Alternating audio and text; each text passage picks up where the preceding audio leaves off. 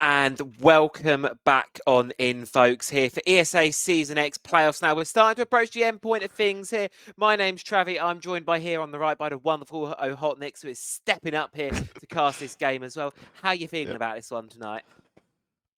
I'm feeling pretty good from my experience yesterday, actually, watching Minions versus Entropy. It was a 2-0, but on that second map, it was pretty interesting to see how Minions was able to kind of come back when it was looking a bit dire. But at the same time, Synq also not a team to scoff at. They did lose to Entropy in that round one of the bracket, as we can see right on your screens right now. Yeah, here's how the bracket looks like. The winner of this game, of course, progressing up to the lower bracket finals to play against Ghost Army. I think that's going to be on Monday, if I'm not mistaken. Monday. Yep. Yeah. Monday, May 26th. That one is going to be exciting. And of course, as you say, one of these teams is going to be going up to there. But we've got to decide which of these two teams, of course, it is going to be. Minions versus Team 6. Say both of them have had a full lower bracket run from being eliminated at the first possible hurdle, brought down here. They've beaten every single team since then, and they now find themselves in this position where they've got 2 more games to get to the grand final. So let's take a look at the map veto here, see exactly what we're going to be bringing on through today. Of course, we are back. We're still playing best of threes, as is always here for ESA.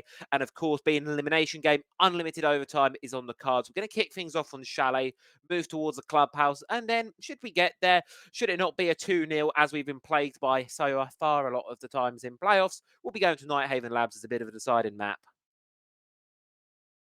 And from this map ban, I am kind of started getting worried already for Team Sync. Yesterday, when I saw Dreaming playing against Entropy, they looked really good on these kind of more traditional maps, such as Clubhouse, such as Chalet, and to some extent Nighthaven Labs as well. Yeah, Nighthaven goes in there. Yeah, they look really good on those maps, and teams Team Sync deliberately going to a map like that of Chalet starts to get a bit worried about them, but maybe they have something I don't. Maybe they'll maybe they think that they'll be better than Minions on that yeah on those kind of maps. So we'll just have to wait and see. Yeah, just have to wait and see, of course, how things are going to cut out today. As you say, 2 very sort of defaulty style maps to kick things off with. And I think, as you say, it's a great opportunity for Minions to be able to try and close this one out 2-0. Obviously, Synq got a bit of an uphill battle to get ahead of them, but I think they can do it. They've certainly got the quality to do so, as we've seen throughout the entirety of this season. Obviously, Chalet is their map pick as well to start things off. They obviously feel quite confident about it. They feel ready to take them on here. And I think this first map is going to be very decisive for how this series ends up playing out here. Yeah, definitely. I mean, Team Sync, they're not a team to scoff at. Even though they're in that lower bracket, they went 3-0 in Swiss stage, not losing a single game there. And yeah, they did encounter that hurdle of Entropy in that first round, and Minions did win. So in a head-to-head, you would say that Minions are looking a bit better, but anything can change over quite a long season that we've had. So either one of these teams can still win it out as we head into Chalet and head into the operator ban phase. What are you expecting here, Travi? Oh, what am I expecting? Well, you know what? It wouldn't be an ESA playoffs game or any ESA game this season, rather, without a Blackbeard ban, would it? Blackbeard very likely going to be taken off the board here by one of these two sides. Question of who is it going to be? It is actually going to be the Blitz ban taken off there. I believe that will be Minions as the blue team for this one. So Blitz ban, it's a shield ban. It's a common ban here, right? Everyone doesn't like to play against the shields. Extremely powerful right now. And I also wouldn't be surprised to see if this second ban coming through is also going to be a shield one as well.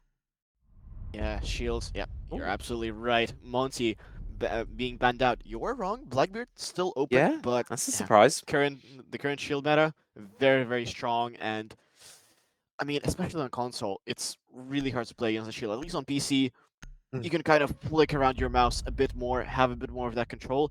As a third shield gets banned this time on defense of Clash, but yeah, you can't really do as precise of a flick on control. I mean, these players still they can Yeah. perform really nice shots, but doing that consistently is really hard. So I see why these shields are getting banned out like that. And the final ban of Azami.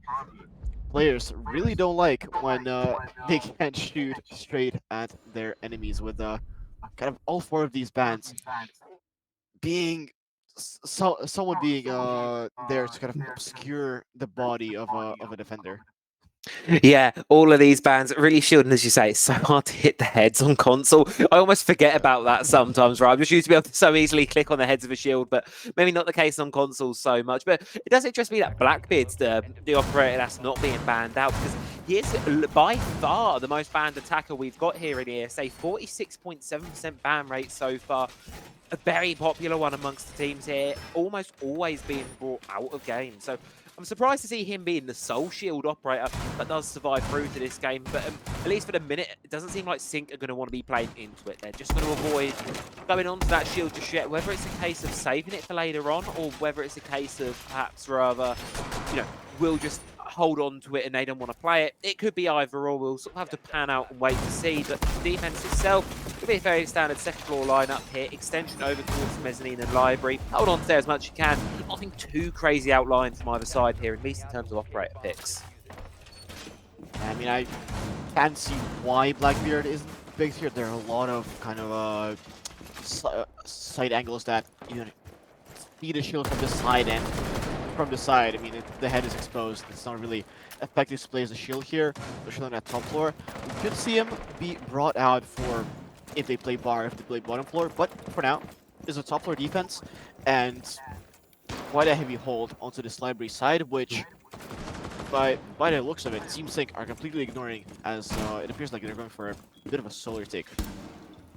Yeah, and that might be a good way of dealing with it, right? Because looking at the utility being brought along by Synq here, it's a lot of thrown or shot utility. And then you look over towards defense, they've got a Wamai and, of course, a Jaeger. Two operators that are going to catch all of that utility and render it null and void in this round here. You can see Norby, for a minute, for prime example here, putting down some of these ADSs in the bathtub. So a lot of utility that's going to be used by the side of Synq, it is not going to be able to be really fully committed. And you can see the side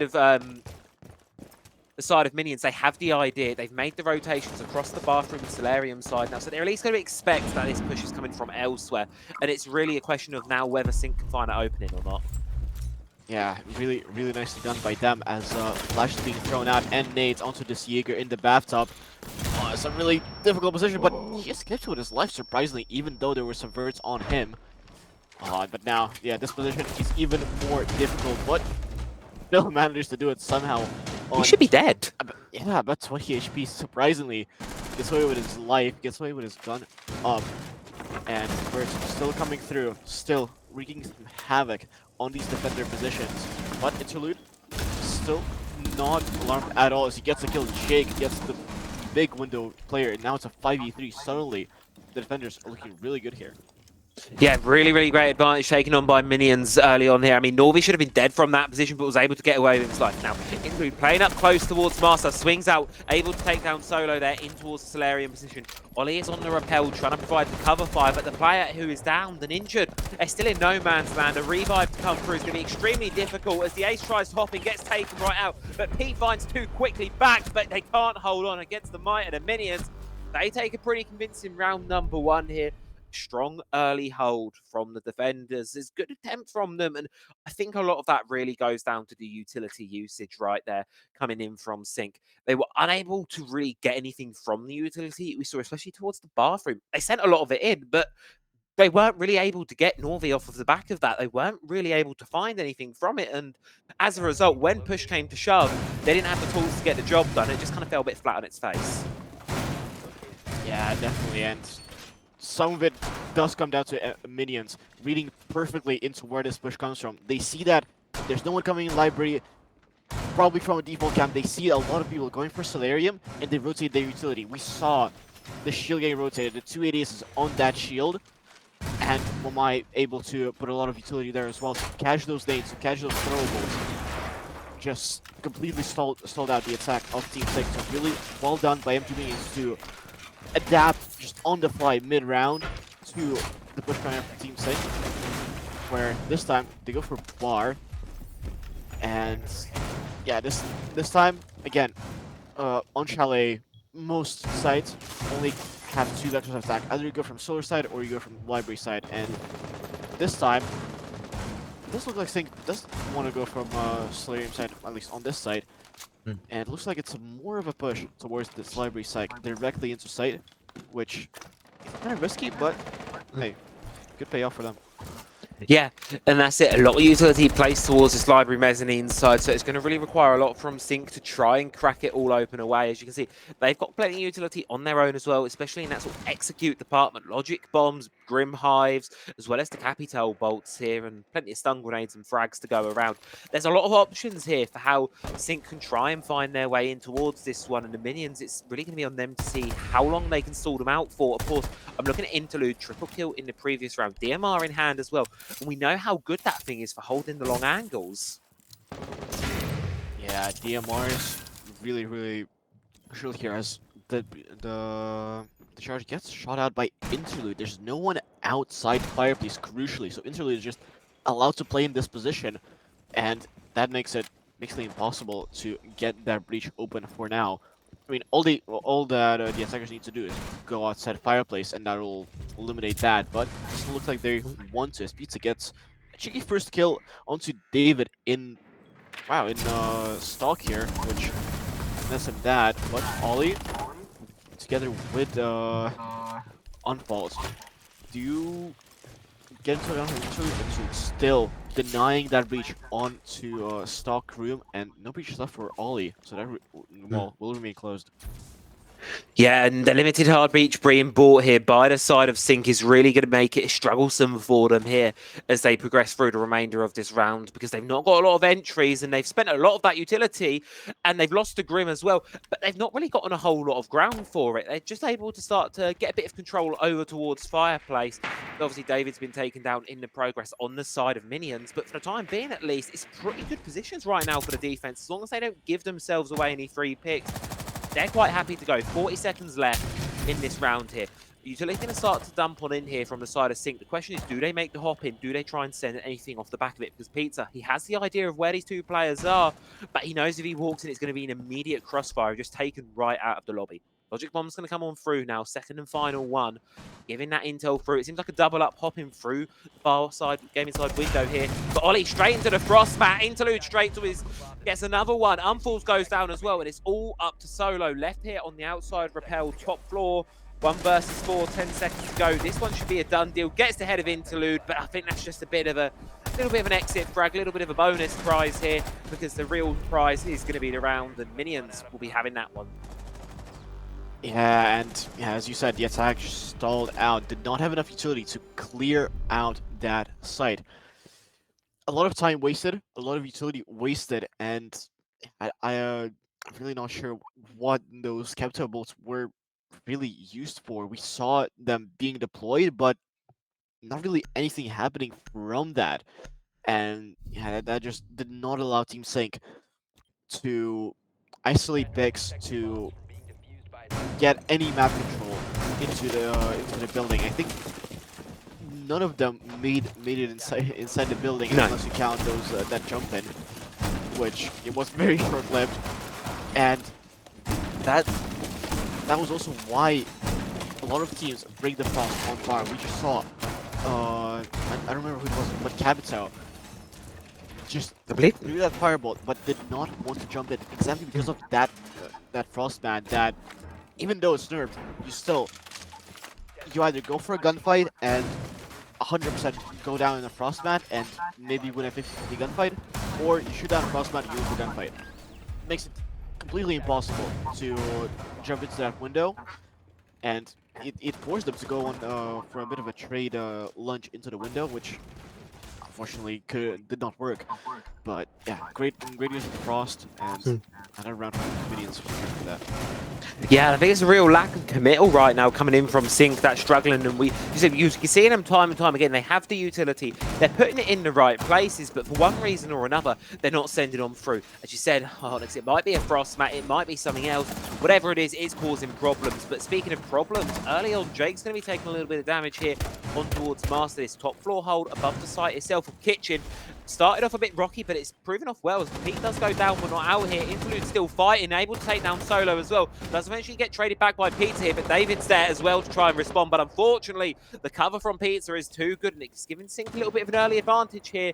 Pete's able to be recovered, giving them and solidifying that man advantage. 4 versus 3 now with 2 minutes to go.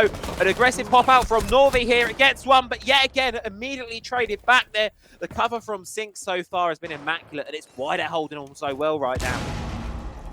Yeah, trades going left and right, but ultimately, MG Minions finding us at a man disadvantage. Still at 2v3, it's not too bad now. If you lose, if you lose at least one guy, yeah, a 1vx situation would not be very good. But still, and there's a lot of time for these attackers to set up this push, to drone out these defenders, and set up this executor. Also, a lot of utility still left. To use 4 smokes actually on the side of wow. Team Synq with the Ash, able to clear out these castle barricades if needed. They have plenty of time, and Synq are taking their sweet time to drone out, spot out these defenders, know exactly where they are, and set up that push. I'm liking what they're doing here, but they don't need to not stall out here. They don't need to waste too much time, because we see it time and time again. Teams take their time, but just sometimes forget about the clock, and time runs out. You need to go for plant, and that's where mistakes happen. So 45 on the clock, still not critical, not any stall utility on the side of the defenders, as some shots do get taken. First fight happen inside as Pizza takes out Frost inside, and now it's a 1v3, and that's going to be very difficult to win. Yeah, Hooligan got to make the drop down here. Unfortunately, the breach has not been opened up, so it's actually going to be working against the defenders in this favor here. Push across is made through the rotation, and they're going to spot it out. And with that, Team Synq are going to take their first round there. A much better looking one from there. And as you said, Alex, they took the control and they actually did something with it. They didn't stall out. They didn't get complacent with the man advantage that they had. They worked it. They played it coordinatedly. They got the diffuser down, which is the key part there. And it really just forced the remaining players of Minions to kind of hit panic stations there. They were completely isolated, not in a position to support each other as well there, which, you know, when you're in that man disadvantage, you need to at least be playing close enough where you can trade each other. It wasn't the case for Minions then. It really did cost them towards the end of that round and sort of led to them being unable to take that clutch situation back up. But I don't think they'll be too disheartened with that one, of course, being the tertiary bomb site here. A 2-1 lead, you know, this continues on for the half. It's 4-2. That's not a bad start from Minions at all by any means of the imagination. So I think they'll be all right for this one so far. Obviously, it's good to see that Synq finally got themselves on the board. I think now lies the question of how many raw rounds can they get before the halfway. Yeah, definitely. But still, it does mean that they need to go back to the same site and play a very similar strategy to what we saw last time. That means Team Synq will know what to expect, and they might adapt. And we already see different operators being picked for this side. Blackbeard making his first appearance in this game for now, with Pete picking him, and Synq appears to have gone a complete 180, and now going for this library take, but the camera spots them. Now, Minions, they know where to expect them. They're going to keep this utility here, and 4 people stacking up a library. That's going to be a lot of people that Team Synq needs to clear out. Yeah, it's a lot of manpower here. Synq, obviously, it seems like we're going to be a bit seeing a bit more of an aggressive round from them this time around, as the words tend to fail me. But what's not failing me so far is the entry here coming in from Team Synq now. Push across library. Hooligan, I think, starting to realise the gravity of the situation he's in. Going to try and take what he can. Actually able to take the Blackbeard, and that is going to be critical there for the side of Minions, because they've got a man advantage now. Hooligan can happily die in this position. A job has been done. That spearhead of the attack, the Blackbeard is gone.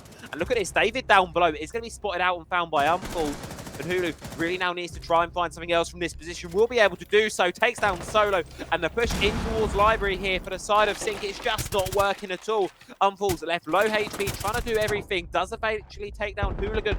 And it still is now a man disadvantage for the side of Minions. But with how well that early round went for them, they should be able to still convert this if no one else dies. But Jay getting a bit aggressive. Takes down Pizza. 2 versus 2. And that should be comfortable right now. Yeah, especially with Unfold, just a slither of HP. Anything will take him out.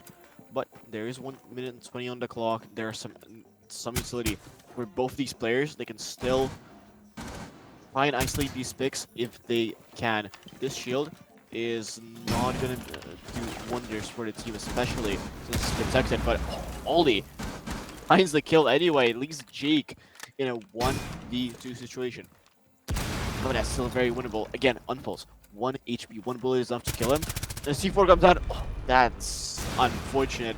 Tried to go for the guy in the drone, but Unpulse there to protect his teammate. And another round going the way of Team Synq, and the defense of minions not going as well as the first 2 rounds.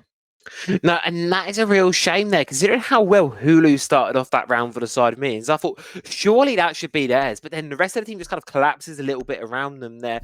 And I think Jake at the end there in the 1 versus 2, as you said, just goes for the C4 rather than swinging out with the Vector in hand. And that means you're effectively defensiveless when you don't have that gun in your hands. So it's a very difficult swing to make. It's obviously a very explosive measure and allows you to get a kill freely without having to expose yourself too far, but the little exposure that Jake had to do was obviously proving a little bit too costly there. And let's Synq level out the scoreboard now, because it's 2-2. It's a much more even battlefield right now. And Synq, they'll probably be quite happy with that round here. They're going to double down on this aggressive strategy, aren't they now? Get the Blackbeard, use him, and hopefully this time get a bit more out of him. Yeah, I'm really too happy how Beat actually used that Blackbeard. Sure, he has a great gun, he has great utility, but what you need to do on that Blackbeard is divert attention of the defenders to you, so that your teammates can take a more favorable gunfight, which is just not what happened on Beat. The defenders did divert attention onto him, but he decided to take the gunfight anyway, and you're not gonna win that with the ADS side on Blackbeard, especially if you have a holo side, which I mean it's totally valid, but the ADS time is reduced with that 1x scope. But as I say that, David already playing the first pick onto solo. I think he was outside somewhere. Great early aggression coming out from the side of Oh, there you go. them an early advantage. Yeah, really, really great stuff there for me. They've now got the advantage. The question is, can they hold on to it? Unfall certainly doesn't seem to want them to do so. Interlude's going to be going down there. Top fragger over on the side of Minions, 6 and 5 to the good at a minute. Ollie as well takes down Hulu, and the rest of the team from Minions is just falling apart right now. The Synq, they take back that man advantage. Got that numbers situation to play with now, and it's put the remaining defenders here of Minions in a very difficult spot, and you can see they don't have the exact read onto where these Synq players are coming from, and it's going to make this hold quite difficult until they can get the read on. And you can see as well, Synq through the outlines there, they're all over the place right now. They're sort of going for a bit more of a split approach to this one. They're trying to do their due diligence, clearing players out, drones coming in as well. But they've got so much time. They should be able to just isolate these engagements, unless David goes huge, goes down to bottom, finds Pizza, and now it's a much more equal playing field. Yeah, complete freebie onto Pizza here, who is stuck on a drone. David, great pick to equalize the man count, but still, there is a Blackbeard on the side of Team Synq, and yeah, that's just a menacing sound of the shield running at you. If you're isolated, that's disaster for you. But it does look like minions are playing a bit more together. They are aware of the shield potential and what happens if you don't play together. So they're being very aware. They're hanging back. They're waiting for Team Synq to actually do something. That's exactly what the defenders are going to do. Need to do. The clock is working for you as the plant actually is going down. He has made his way into sight, but what a great shot indeed. Still, with the shield, is able to tank that damage, but not the shots to his face. Jake takes him out. It's a 3v1 for Unfalls. He's a great player. He might even clutch it out, but it's going to be really tough, especially with these defending positions. Takes down David, both David and Jake on really low HP, but Nordi prone behind this piano position. Doesn't seem like Unfalls is aware. Now he is, as Nordi pops up, gets the final kill. Another round for the side of Minions, as it look a bit rocky when it's 3v4, but David able to clear up the man advantage, and from there, Team Synq could not get the attack with 3 people on. Yeah, and really, really great stuff there for Minions to be able to hold on to that one, right? Obviously, using that advantage that they got there, you've got to really give credit to David, right? In the middle of that round, taking the initiative, going on that flank downstairs to find a Twitch on her drone, really great stuff, and exactly the kind of hero plays right now that minions can be using, because they'll take whatever they can get right now. Make sure that they're going to be going out of this half with an advantage of 3 rounds they've gained, which guaranteed them an even split. But I think on the defense of Chalet, they'll be looking for a little bit more than that. I think 4-2, they'll be quite happy with it. Of course, go back to this bar gaming tonight now. We've seen it all before, of course. Top 4 defense, they're just going to extend out towards the library positions, fight for every square inch of the vertical control here. It's ever so important on this objective. On the side of Synq, however, swapping away from the Blackbeard back to what we've seen from them a bit more traditionally so far this half. They're going to be going for just a typical sort of clear out, use that utility as we've seen them do before. Yeah, and I'm really liking what I see from Team Synq. They're trying different attacks. They're trying something new with this new lineup. I think they're going for a solar side. I'm not entirely sure, but that's what it would look like from this operator lineup, which is great to see. It means that Team Synq aren't just beholden to one attack per site, which so many Tier 4 teams are. They can go for different attacks. They can try something different and adapt to what the opponents are holding. Actually, I might be wrong. They might be going for very similar attack. But still, swelling out operators, trying to adapt to what the enemies are bringing. And Solo with an early pick onto Interlude, trying for the advantage, trying to get, again, an early advantage, does not pay out for a set of minions. Nah, and the issue with doing a run out like that is it can't be traded off, because now it's just given a 3-man advantage over towards Synq. And with Interlude down, Logic Bomb's going to be fed on through. Pete here trying to contest the players outside of Fireplace, but going to get taken down himself. Jake finds the opening elimination here for the side of minions. Levels us back out even at 4 apiece right now.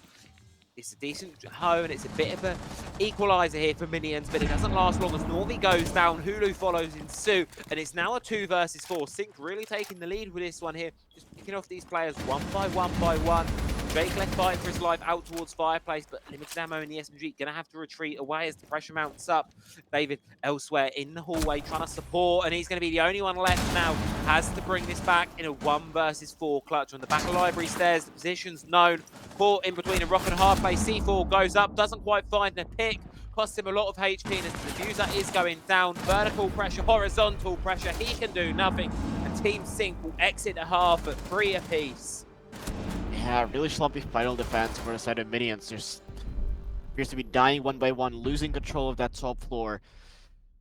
Total disaster for them. I liked the aggression coming out from them when they were in the man disadvantage to equalize it out, but after that, they actually got a bit too passive and just let these attackers take the map control that really they should have been holding. But that does guarantee Synq a 3-3 split. Really good for them as they go on their defense to try and prove that they can do better. They need 4 wins to close down in regulation. Otherwise, we might need to go to infinite overtime. Did we mention this game is an infinite overtime? Yeah. I love a bit of infinite overtime. I've had my fair share of it so far already this stage. Oh, Legion Shotgun. Saw a lot of this at Reload, actually. A lot of teams really liking the Legion Shotgun all of a sudden. I've not seen it much before, but I think I'm slowly actually... I tried it out the other day on the test server. Wow. I honestly did not realise it was that good. So, obviously, Ollie's been paying attention here and using that one through. Yeah, not running the double shotgun though. Has a pistol in his back pockets just to get those long range engagements to have at least some kind of chance on those. Yeah. But anyway, yeah, that Legion Shotgun packs quite a bunch with a few minions might not be expecting it. Yeah, especially if they try to peek those windows on highway. That might be quite a one-sided gunfight with Interlude playing exactly in that position. As minions mount their attack, they do appear to be going for a bit of a library push, like Team Synq did, where they had success. So kind of emulating that, but of course, different operators, different styles, and Heptile being used to smoke off that wall to hide that breach from being shot out by the person playing in display case, I think it's yeah. but I don't think they were successful. It looks like Solo still playing, yeah, not successful at all. Yeah. Actually, that's Unfall still playing this top fireplace position. It's gonna be really hard to clear out. Yeah, and it's increasingly difficult to clear out with the mirror windows, right? Obviously, as you say, using those Selma charges to try, but between the magnets being present and all of the defenders able here to cover utility, Solo needs to be removed if they can get this breach open. But it's actually going to be Jake as the first one to go here. Ollie using that Legion shotgun, put it to work. David falls down as well, and Synq taking a very, very early lead here in this round. 2 operators down on the side of Minions puts them in a very tricky situation right now with key balls such as this top position here held by Unfalls. This wall is still closed. Pushing up against this mirror window is almost certainly death, but Unfalls gives himself away and gives an opening for Minions, but it's not very long lasted. Interlude does get one back with a Claymore, trading out with Solo, but still, it's a man advantage for Synq right now, and they're going to be quite happy to just let this one work. Yeah, but still, Solo is quite isolated. He's solo on these boosters. Actually, no, he has some help from Pizza on his boosters, but that means Pete is all alone in sight. It doesn't look like Minions would be reading through it though, and they would still need to go through Solo to get to that site position. It doesn't look like what Alex Norrie is doing exactly that. He went downstairs. Oh no, they're just pinching these players on bottom blue stairs. Does he expect there's a second person there? He does reveal himself. And this gunfight's still happening. And oh no! Takes out 2. It's a 1v1. Oh, Beat. Great pick. Breaks it down to a 1v1 with Hulu. Stop turning your back to them! What? That's the second time you've been shot in the back now. Stop running away and shoot them, please. Oh, Minions, they should not have gotten away with that round at all, should they? That is a freebie handed to them on a silver platter by Synq. They have such a man advantage, but the play over towards the back of the library stairs, it just goes disastrously for the defense. 2 quick players down, and the one that remains is just unable to convert anything, and Minions actually going to start off with a strong attack there, taking the lead back here. A 4-3 scoreline now, as they know they can't try the same thing twice. So we're going to see the introduction of the Blackbeard. Yeah. Oh, right. 5v3 situation. That was the lead for Team Synq. They're in a great position. 0 players from inside of Minions were inside the building even. And then they just overpeak. They try to go for even more of a man advantage, which they really don't need. But it's a pretty easy mistake to fix for this round, but it does mean they have just a bit of less of margin of error that they could have on their defenses. These types of rounds, you can't really give them away because every round matters in Siege. And yeah, if they lose out by just one round, that's gonna be one of those rounds. So yeah, they'll be looking back on it and saying, oh, we should have won that. But yeah, we're a long way away from that. Still, 4-3 split isn't too bad. Still winnable for either team, actually. Yeah, and that early lead really there on Minions' attack, that's really going to be helping them out in the long run, I feel. Here, obviously, he's taking that primary bomb site here for the defense early on, in a bit of a robbery fashion as well for Synq. I imagine the Mental's going to be suffering a little bit after that one, but who is actually going to be suffering is Drake. Yet again goes down on the entry here, as Pizza claims the first one here for the side of Synq, giving them yet again another quite early advantage. And with the switch taken out early on, anyone playing behind the mirror window can breathe a sigh of relief. They're going to be a lot harder to take out right now. The only real thing that can deal with them is, of course, launchers from Interlude, but they only block it and destroy, break the glass. They don't actually open it up, so it's still a position you can play behind there. So it's not going to be the end of the world if they do get hit by them, and instead they might actually have to be used on these castle barricades here because that utility, you know, is so strong. And Anorvi shows his own strength, takes down Pizza, 11 lives back out. Yep, 4v4 situation, Alex Norby below. This would allow Buck, David, to go downstairs and clear those mirror windows from below to get these verts. Verts are really powerful, especially if you're going to take from solar side, which that's exactly what minions are doing. You basically need verts. Northy, aware of the Ollie playing on this top solar, gets him away with the fire. But, oh, yep, that's exactly why Ollie takes that shotgun, takes out Interlude on these highway windows. That's such a close angle that, yeah, that shotgun does massive damage. Oh, but this window, it is placed on one of those very few spots where you cannot clear it out from below. You have to either use something, but oh, never mind. Oh, through the pixel underneath the castle. Wow. Oh, oh my, that is. I never seen the angle be played. I'm gonna take a note of Yeah. that. Really nice Yeah. from David. That is certainly a really disgusting little angle there. And it's just giving the opener there that Minions really need for this round right now because, as I said, without that Twitch to deal with the mirror window, without that Ash, it made things quite hard. However, Solo goes right back on towards it and uses it to take down David here. Maybe he can capitalise it there quickly enough. Minions, it puts him in a difficult spot right now. Norby has got his way worked into the objective. He's going to be taken right out of it. And Ollie's just going massive with the shotgun right now, putting it to work. And it's going to be Synq taking their first defense, tying this game back up at 4 apiece right now. And it feels like it should be a 5-3 scoreline right now for Synq. Obviously, the previous round didn't quite go the way, the one before the last. It sort of slipped away from them a little bit, but I think Synq have shown that's not going to affect them too much. They're just going to be resilient. They've reset themselves, and they've taken a much more convincing hold there on the second floor that time around. So I'm going to continue the site rotation down towards kitchen and dining to see what they can offer there. Ollie, what a menace on that shotgun. It's just terrorizing that solar side take and not allowing really the players of MG Minions to take any fair gunfights, you could say, because when you just get one-shot by a shotgun at this close range, you don't really have much time to shoot back if you have an AR. Still though, it's yeah, really nicely played by Ollie to isolate these specs. With Kitchen being picked next, it plays kind of similarly to how top floor gets defended. You go for that top floor, you hold these kind of same positions, but you don't need to anchor there. That's not your side. Your side is below. So Yeah.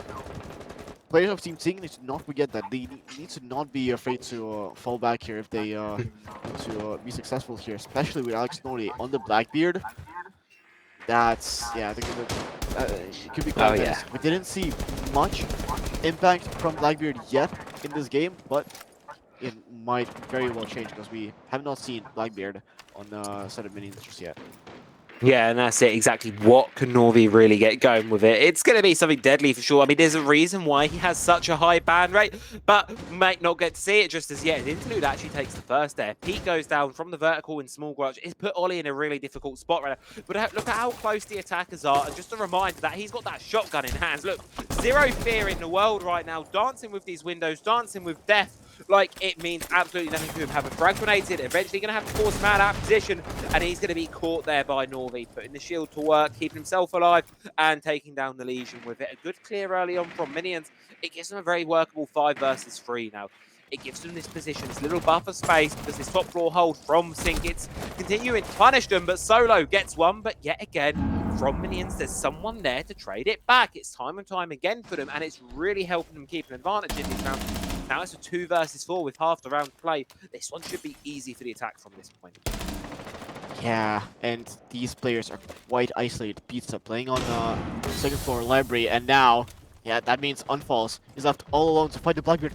But he's just in the smoke. Oh, he does get seen by Alex Norby, gets the kill, and you have the other player finished off somewhere on the other side of the map completely. When, yeah, that does allow Minions to claim that second round. Great clear coming out from them. Great use of verticals. Great use of their utility. With Team Synq just not having any utility to hold that throwable utility back. They don't have a Wamai. They don't have a Jaeger. They have nothing to catch those nades, catch those bees be getting thrown. So had kind of give they guess them in a kind of a tough spot. And as they go into bar again, we don't see any utility to catch utility from the side of minions. That might spell a bit of disaster on this side, but we'll need to see. Bar, that's quite a utility heavy side to clear. So yeah, I'm kind of getting worried by this operator lineup that Synq is bringing. I'm really curious to see what minions have got going here. Full Synq pick coming on through. Interlude going on towards the Nook. A very sneaky, resident, scary operator in Rainbow Six Siege. She might be sneaking through Garage. That's normally the play. Go up through Fireplace and just get yourself into the objective and take down as many people as you can. Just hide from those cameras and sort of slip through the network a little bit here. And of course, bringing the Brava as well from David is going to be used to take down that utility. Jake has the Twitch as well. So a lot of emphasis right now on dealing with what limited utility Synq are bringing. And as well, obviously, it's hidden versus hidden here. Visual versus Nook. They're both going to be hiding and slipping away from each other. And very likely going to be a first point of contact for either of these teams here. It's just really a question of who deals this first blow. But it might not be a form of a kill, but it is a mirror window taken down there. And it gives the players of Minions a little bit of an opening here, and look at this. They have no idea about Interlude right now. Sneaking their way up Library Stairs. Could find some free picks. Is going to be able to take down Pete. Is going to be able to get Ollie eventually shut down, but Norvi's continuing to light it up. And Solo's holding on. It's a 3 versus 2. Half the lobby's dead within the first minute, but it's not going to be the side of Synq coming out on top. Minions, early aggression rewarded for them. Yeah, what a great pick, but Unbossed also with the aggression. Counters it, brings it down to a 2v2 situation. Drops down, plays a bit, tries to play a bit closer to his teammate, but cannot manage to get it into sight. Run into perfectly by the side of Minions. Guarantees them another round, and a great play from Interlude on the Nook. I don't think the Nook herself had much impact there, because I did. Actually, never mind. I actually She got 2 did kills. was sitting on cams feeding information, so might have been hidden from those, but still, anyway, great play from Interlude, opening up that round for his team and bringing them to a match point. Yeah, and that's it. It feels like it's a quarter come out of nowhere for Minions. I mean, I've got the stream feed up. Obviously, there is a bit of a delay. The stream is still on round number 8. We've played 2 rounds in the time on the delay. Like, that was 2 really, really quick rounds from Minions right now, punishing with this aggression, and it's working for them. Synq don't really seem to have the answers right now. Some hero shotgun plays from Ollie can really only get them so far. And we now need to see them dig deep a little bit here if they want to bring this one over, of course, to overtime. 2 rounds going to be required from the defensive side. Minions, they're going to be feeling confident now. They've got a lot of wiggle room to play with here. And as the lineup switches to something a little bit more default, I think it's just going to be do what's tried and true, do what's tested, and just let that carry you through to success. You don't need to reinvent the wheel for this one. Just play the fundamentals, get the job done. Simple, easy as that. Well, you gotta break those bugs. You gotta break those bugs too if you wanna place that camera there. But place it elsewhere. I like that Synq finally bring Wamai to patch some of these gadgets. I don't think it's gonna be enough. There's a lot of throwable utility that MG Minions are bringing that could counter that. Still, it's gonna burn some of that utility that MG Minions are bringing, so that could help them quite a bit with their defenses. Going again, very, very similar push on this library side. Again, Interlude going on the highway windows, and again, from what I'm hearing, yeah, same kind of push, but this time I think the smoke is a bit better. But the impact counters 2 ace charges. That makes it near impossible to counter, and the smoke expires. Yeah, the window will stay up, and no harm breaches left on the side of MG Minions. Not a very good start for them. It does make me curious why they keep trying it, right? Because they know what the problem is, but Jake just decides to go and address it head on. Takes down Unfalls, does get traded back by Solo, though. They just seem to have no idea that the Wamai is playing that angle there by the display cases. And eventually it just gives them some freebies that really probably shouldn't have gotten away with there. Down below, though, it's actually going to be Pete. Takes down by a Claymore. Interlude with another one as well, and it's a 2 versus 4 for Synq to hold on right now. And it's a very difficult spot because keep in mind, this is the map pick of Synq. They should be taking this, and Peter wants to make sure that they do. Gets David. Ollie playing close to the door here. Office with a shotgun. Knows the player's going to be prone. Swings out, tries to find it. Eventually does, and we're back level 2 versus 2. Great way to equalize the scoreline, but Ollie, he's outside, he's getting spotted, and they know where this one of these players are, but doesn't matter. Pizza slays the 1v1, allows his teammate to go back in, but the plant is down. Oh, but you cannot win against Ollie. Ollie on the shotguns, doing wonderful for his team, making them stay alive. There's going to be a 6-5 scoreline on the board, and that brings us 1 round away from infinite overtime potentially happening. What the hell was that round? That might have been one of the wackiest rounds of Siege I think I've ever had the pleasure of watching, if you can call it that. It just, I'm baffled, really, if I'm being honest with you, Hotnix, after that one. Just ever so slightly baffled at how that one's got away, how they keep letting the Wamai, how those kills come on through, how minions feel like they're time and time again in an advantage. That just slips from them. They want to get this done here and now because infinite overtime, it's a beast of its own. It becomes so much more difficult to take it once you get to that point.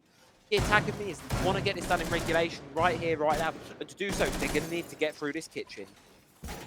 Yeah, definitely. And minions, yeah, it was a messy round. I think both sides. Synq, it's not the first time where they are in a 44 position where they are equalized on a scoreline, and two players on their side have a similar idea of going for an aggressive peak, and both of them dying in a very, very fast way, bringing Synq down on the man advantage. 2 people down is absolutely massive. So they need to temper themselves down. If the score easy goes, you don't need to see that man count. You can just chill out a bit. Don't go for risky runouts. And again, the clock is working for your side. If the attackers to make their move, and make a mistake, you don't need to push them. They need to push you. Exactly the case here. But Interlude wants to push nonetheless here. Gets caught going in through small garage. Does take a little bit of damage, but still has the life. Going to put the Claymore down as well, so you can start to apply this vertical here. And it's going to put the players of Synq in a very difficult spot right now as these floors open up here. Pete actually taking quite a bit of damage from the Ash charge there, but still to be alive, droned out. And you can feel the precious mountain on this objective already. And I thought if they can get Pizza taken out here from the backstairs, they may be able to actually just go for direct push, but he's not going to let that one be easy. Takes down Interlude, giving an early way lead here to the side of Synq, and you can see that a player in from minions has to go below, try and apply that vertical pressure, but they still need to crack this stairs players. Eventually going to be able to do so there. Jake with the mask gets the kill through, and now they can start to pay their attention to the rest of this top floor, but they want to fight for it. Solo takes down David, and Synq hold on to their advantage. Yeah, 4v3. Not critical as of yet, especially Alex Mulder. Again, Blackbeard is really, really powerful up there, so everything to play for them, but... Frostmat. Oh no. Oh, Frostmat can't use him. Yep, that's a Blackbeard off the board. 2v4. Gonna make it really difficult, but not if Synq keeps peeking them. Jake gets the kill on Pete. Still 2v3 situation. Still an advantage for Team Synq, but... No. Hulu gives away his life. 1v3 for Jake to either close the time regulation or send his team into infinite overtime on map 1. Goes up West Main. They know about his position. The camera did reveal him. He doesn't have diffuser. He's going for side. Verts being played. Gets him down to 1 HP. One player inside. He knows about him, but great positioning from Unfalls. Moti's down into West Main. He knows he doesn't have diffuser. He knows he doesn't have to play his life.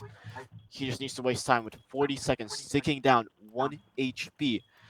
Jake this looks less and less winnable as time goes on, and as time goes on, Unfalls gets the final kill and send us to infinite overtime. Woo! And I really, really like the way Synq were playing that one there. As soon as they had that man advantage, we don't see them fall into the same trap that we've seen both these teams fall into quite a bit already this game. They don't get over aggressive, especially in the 1v3 at the end there, especially in those final couple of seconds. They play patiently. They don't even go for the gunfights. They just try to play the clock despite there being 40, 50 seconds of the round to go. They don't want to risk anything. They don't want to chance anything. And they just play it safe and get what they need. Overtime is now on the cards, and it's a lifeline for their own map pick right here of Synq. Of course, for those of you at home, for those of you unfamiliar, infinite overtime, as mentioned, is the rule set in elimination games here in ESA, which means one of these two teams is going to need a 2-round lead over the other. You don't get to 8 and win it out, you need to get a 2-round lead. So as long as these teams are going blow for blow for blow for blow, we could theoretically be here forever. Oh, that sounds like a very interesting prospect. I would not be excited to go here forever. I have places to be tomorrow. Can't go all night. Yeah. still, especially since we started quite late today because Yeah. of the ability of teams. But still, they have they can still close this out. If they go blow for blow, if the both teams lose one round, that's going to be a territory of infinite overtime for now. Hmm. It's still technically regular overtime. It's still technically possible to win 8-6, Yeah. but yeah, it's going to be difficult Could go since further. both these teams did a 3-3 split on their halves. They're doing very similar things on this map. And yeah, they're going blow for blow. It looks like we could be here a while. Yeah. And as well, just a bit of statistic for you. So far in Season 10, the longest game at 40 rounds across 3 maps. 10-8, 10-8, 7-4. That was Crown Zero versus Eternity at the end of our Swiss stages here. So I don't want to jinx and say that might be possible again, but you never do know. So for the first pick, at least for this one, it's going to be David going down. Synq taking the opening here for this round. A minute gone off the clock now here, and this attack is going to have to stall out a little bit. Try and make do with what they've got available to them, because losing that buck, that's a lot of vertical pressure that you can no longer apply. It's going to give Unfalls on this position here behind the mirror window a lot more power to play and hold it a little bit longer. Yeah, but with actually going downstairs, he's read into it perfectly. Still able to pop that mirror window, but his teammates losing their life. They are able to get Ollie off the board. Ollie has been a menace on his with his Legion shotgun. He is taken out. Still, very good players on the side of Team Synq, and very good players on the side of Minions are still left standing. Any team can still win this round, but when a minute ticking down, not a lot of info coming on the side of Minions. They have to face check a lot of things. Only 2 drones left on their side. It doesn't look like any of the remaining players actually own these drones, so they can't drive them. They'll just stay in one place. Still, there is some utility left. They have breaches. They can open these walls, but they will have to isolate these gunfights and rely on their skill to win, not on their utility. But Alex Nordy tries to sneak into the side, cannot get fast speed. That's 2v4 situation. Now 1v4 situation as Sulu loses his life, and another round goes the way of Team Synq, and they take their first round in this overtime. Yeah, really great early lead there from Synq. Just catalysted it off the back of that entry pick in towards that round there. A good solid round from them, and you saw it towards the end. Despite Minions only being 1 man behind it, you highlighted it perfectly. They didn't have the utility. 1 smoke of grenade available to them and not a whole lot else. There wasn't really, and no drones either, there wasn't really a way for them to force that one. There wasn't really a way for them to get themselves into it, and it's what really cost them and just made that one almost impossible to overcome there. But of course, we are in overtime, which does mean sides are going to be rotated through every single round here, giving Minions the opportunity to go on towards their top floor now and get onto the defense. But it's not been proved too favourable so far for either one of these sides. 3-3 halves in both sides of regulation, of course. So it were quite even right now between these two teams, and this one still really is anyone's game. But of course, for Minions, they can't let this round slip now because it is that overtime match point. Yeah, and as you highlighted previously, they do need to win both an attack and a defense to close this one out. And since we had a 3-3 split, every time they try that, it's basically a 50-50 chance. You flip a coin, you can flip a coin, yeah, and any of these teams could win this out. But yeah, the attacks are a bit more difficult, especially on the top floor, considered the strongest site. We did see Synq win it once, lose it once. Can they win it one more time? Can Pete on the Blackbeard cause some havoc, or will he fall flat on his face like he did last time? That is going to be the big question. I mean, he's not been having the greatest of games so far, so, you know, I like the idea. Get him on a shield, just use it to provide the intel. Obviously, the Montaigne and the Blitz are banned, so when you're limited with the shield options, it's just going to have to be that Blackbeard on being used. Of course, pressure going to be placed towards Library side here. Seems to be the entry point for the side of Synq right now. They want to try and make their entry on through, but Unfalls is going to be taking a little bit of damage on the repel. Utility being caught up in the ADS devices, but it's not going to stop the mirror window being cracked here. And that gives a little bit of a window of Synq right now to try and aggress up and push across. But Minions don't want to forfeit this position just yet. Hulu and Interlude looking remain aggressive, look to try and lock the attackers out, but it might just work against them as Unforce takes down David, opening pick, going the way of Synq yet again here, and it's his defense off to a shaky start right now. Yeah, they still need to clear this shield. This shield could be a really, really good power position that Hulu is playing behind. On the 1 he guarantees himself that he could be safe, but with this breach being open, it's going to be a hell of a lot more difficult to play this position. He does use his impact to impact check one of the breach shutters, but still, there's a couple more left on the side of Ollie, who's using it now, and there's no way to stop it from getting breach requests. No. Alex Ollie unable. Still 45, still beat on the Blackbeard, doing really, really well for his team to take this map control, but tries to go into side. He's going to encounter some more fresh interlude to equalize this manpower scoreline in a 4v4, taking out Solo on the recruit. Not the biggest of losses, I think he threw out most of his utility when you're trying to clear library, but still, you would rather see that gun up as Ollie makes his way into K9, getting my calls, trying to get some infall into the side as, again, no utility to clear these defenders out. Unfold still finds a kill. It's a 3v3. It's even man count right now, but Synq seem to want to run away with this one. Norvi has to get aggressive on towards Pete behind the shield, but the support isn't too far away, but he's able to get the shield before the support can arrive. And that's the opener here for Minions right now as Norvi takes another, and it's all down to Unfalls on the Ash. A sliver of HP left behind. Has the idea of where the Jaeger might be behind the desk, but can't hit the shots. But Norvi can, a massive triple kill. Minions alive in this one, and that means that we are guaranteed to be using this infinite overtime rule set as the round count required to take this map of Chalet moves up to 9. Yep. Teams are used to seeing round 15 match overtime match point. Not this time. They need to close it out in 2 as now Team Synq don't have the buffer of top floor, don't have the buffer of primary side. They need to go on their secondary. They pick Kitchen. They play very well on Kitchen. They defended quite well, but still, that does make the job of Minions a bit easier if they want to try and win it out. But at the same time, if they do win it out, they'll also have to go on the secondary side, and then that story might repeat over and over and over again, unless one of these teams, I mean, yeah, flips a coin and does well on their attack. By this time, both these teams played 14 rounds. They should know what to expect from what both these teams could break. Actually, this might be unexpected. We haven't seen a Jaeger shotgun yet, I don't think. I don't think we have yet this game, at least, seen a Jaeger shotgun, but we are going to be seeing one indeed here.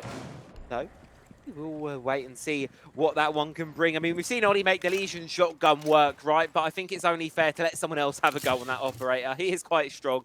Pete's going to be taking that role. Ollie instead going towards the comeback, just get going on there right now. And I suppose we're at this equal point yet again, but we're not there for long as David finds Pizza there. Opener for the round goes in the way of Minions, and they just want to storm through this one. You said how difficult it's been to crack an attack so far, and Minions decide, well, let's just attack with everything we've got right off the bat. 2 defenders remain, and we're only 40 seconds into the round.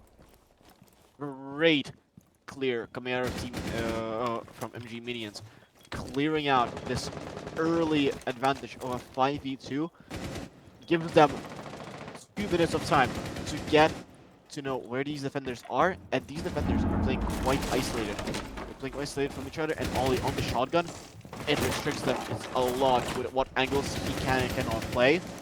Solo does decide to play closer to his teammate. Really good team play. They know how Minions lost a similar situation here. And Solo takes out the Blackbeard, but that's not going to be for long as the scoreboard lights out with a sea of blue as MG Minions take their first attack in overtime and send themselves onto a match point yet again.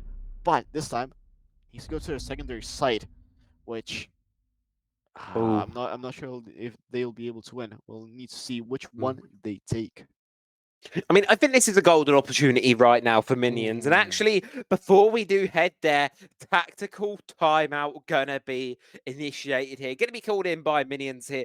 They want to settle this here and now. And I think that's a good call to make. You don't want this to spiral out of control. This is a best of 3 and a competitive one at that based on Chalet so far. And Clubhouse, it's a similar kind of map in the map pool. So it's very easy to foresee that one going the distance, going the mile. And stamina starts to come into question, especially with this infinite overtime being available, right? So you want to end this as soon as you can. And I think that's why Minions have called this timeout. Yeah, and that gives us a bit of an idea to look at the scoreboard, and we see kind of the difference in scoreboard is really apparent. MG Minions are playing this really. I mean, all 5 people are showing up. Of course, there's some people that are negative, which is expected. An interlude on 17 kills is massive, but what we see on a 7-team Synq is speed is not having a good time on this map. Only 3 kills in what is it, 15 rounds, 16 rounds? That's Yeah. gonna sting for him. His mental is gonna be really shot. Not great. And ooh, Minions going for downstairs. And I was gonna talk about why they chose to call this timeout. They won the last round, and this timeout will allow their IGL, whoever their IGL is, to call a completely new strat if they want to, or talk about their existing strat that they're not really comfortable on, and try to catch their opponent off guard. Catching their opponent off guard will take them up, make them a massive advantage unless Team Synq know and prepare and are prepared to attack this site. Whereas Team Synq, on the other hand, they lost that round. They're going to talk about why they lost that round. They're not going to be prepared to take on this site. So great use of the technical timeout. We'll see if it pays off for Minions.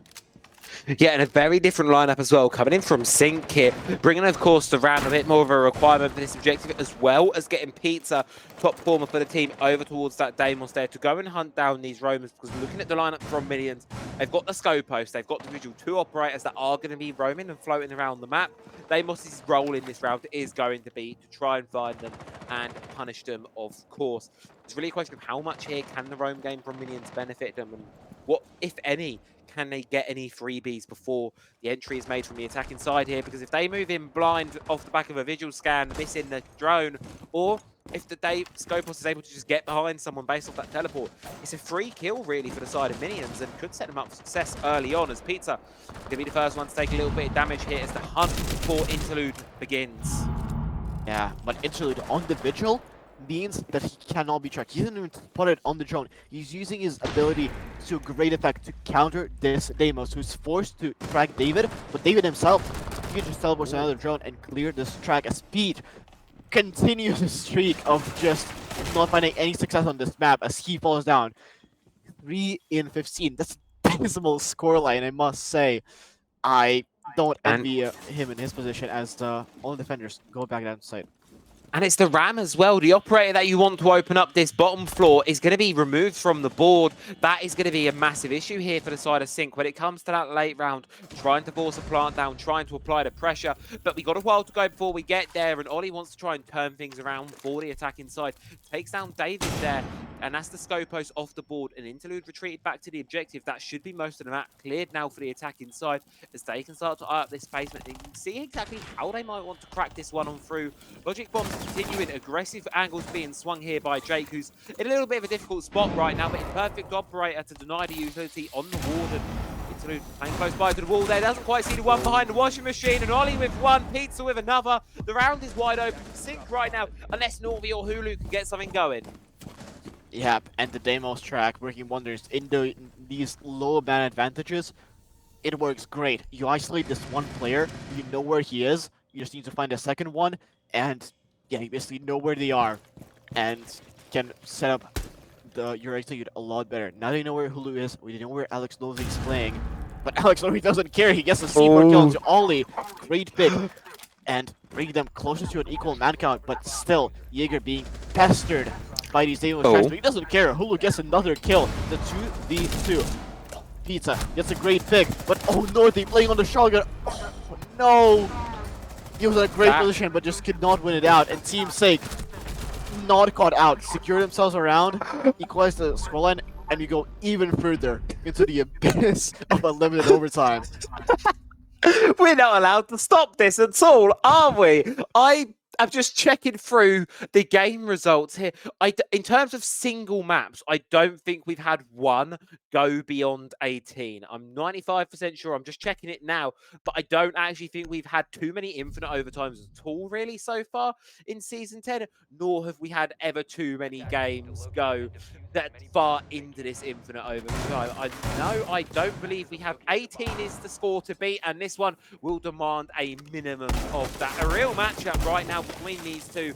Synq and Minions unable to really break the trend of going blow for blow right now, and they've got a question: how exactly can they now crack it? Because Minions, the one resource that they had available to them to try and get things over the line, that practical timeout, they've burnt it. Synq still have theirs available, whether they choose to use it or not, that's up to them really. But right now, it still feels like an even playing field, and for one of these teams, match point will be available to them after this one, but that doesn't mean they take it. Yeah, and you can't even say that this was a one-sided map. We've seen both these teams win out defense, win out attacks. They're just playing so equally on this map. They're trading these rounds, and yeah, they just cannot secure 2 rounds in a row, which is absolutely great to see. And now, this doesn't come down to skill. It comes down to endurance of these players. How long can they play? Can they maintain their form? And whoever can do it better can win it out. And I mean, you hate to say it, but Team Synq playing, I mean, basically in a 4v5 kind of with Pete. Again, having an abysmal game, yeah, but it must be said. No, you're not wrong. Yeah, it's terrible to see it. I mean, mentally, it's really hard to recover from that. But I'm really hoping Pete can step it up. Because if he can step it up, he'll make the difference. He'll basically guarantee Synq a victory, and it can happen any round. If he pumps up even in one round, it's gonna be a huge mental boost. You can still win it out. But Intrude again, actually on the Nook yet again, not going for the same lurk, but still going for a lurk while his whole team is on the other side of the map. But it's not gonna be him to secure the first pick. It's gonna be David on the Brava securing the first pick onto Pete, unfortunately. Oh dear. But Solo does find one back. C4 on towards Hulu. 4 versus 4 now. Suicide position cleared out eventually. Pizza drops away. Will be able to just stim himself back up there all the way to full HP. Considering the performance he's had so far, it's very valuable to have him alive here for the side of Team Synq. Hard Breach is down now for the side of Minions, so it's going to be difficult to get any more walls open here. Of course, can openers are available in the pocket of Norvi, but that's not going to make the drop any easier. You actually have to be touching the wall there, so things like that mirror window, you're not going to be able to get them opened up very, very easily at all. Pressure applied towards Unfalls now. Seems like the next goal here for Minions to clear him out. But Norvi's going to be going down, and Malusi's still going to be alive as Pizza falls down elsewhere. David keeping the round alive for Minions right now, but Solo finds a freebie back, and that's the advantage that Synq need right now. David and Interlude left to try and clutch up in this 2 versus 3. Yeah, and I mean, we keep talking about utility in these 2vx situations, and utility is really key to win some of these engagements out. And side of Minions, they don't have a lot of that. They have a Nook with EMP impact nades.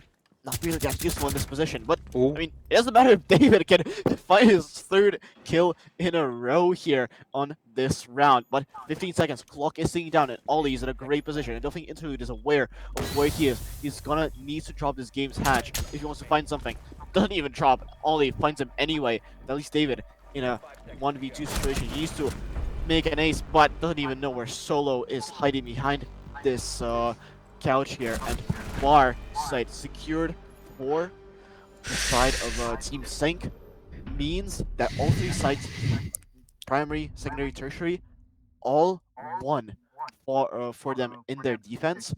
So that means Minions, they need to step it up on their attack if they want to win. I mean, granted, if they win their Yeah, defense. defense. Yeah, that's it. I mean, I think the thing is, right, you get to this point of infinite overtime and it just starts to become the mistakes of what's going to be the difference maker here. One team has a bit of a mess up, one team has a bit of a mistake, the other's going to take full advantage of that and just capitalize on it to build around that maybe they shouldn't otherwise be getting right now, because it becomes a marathon now. It's no longer a sprint to 7, it's a marathon of endurance, because we could be here a while yet, we could be done in 3 minutes. You don't really know.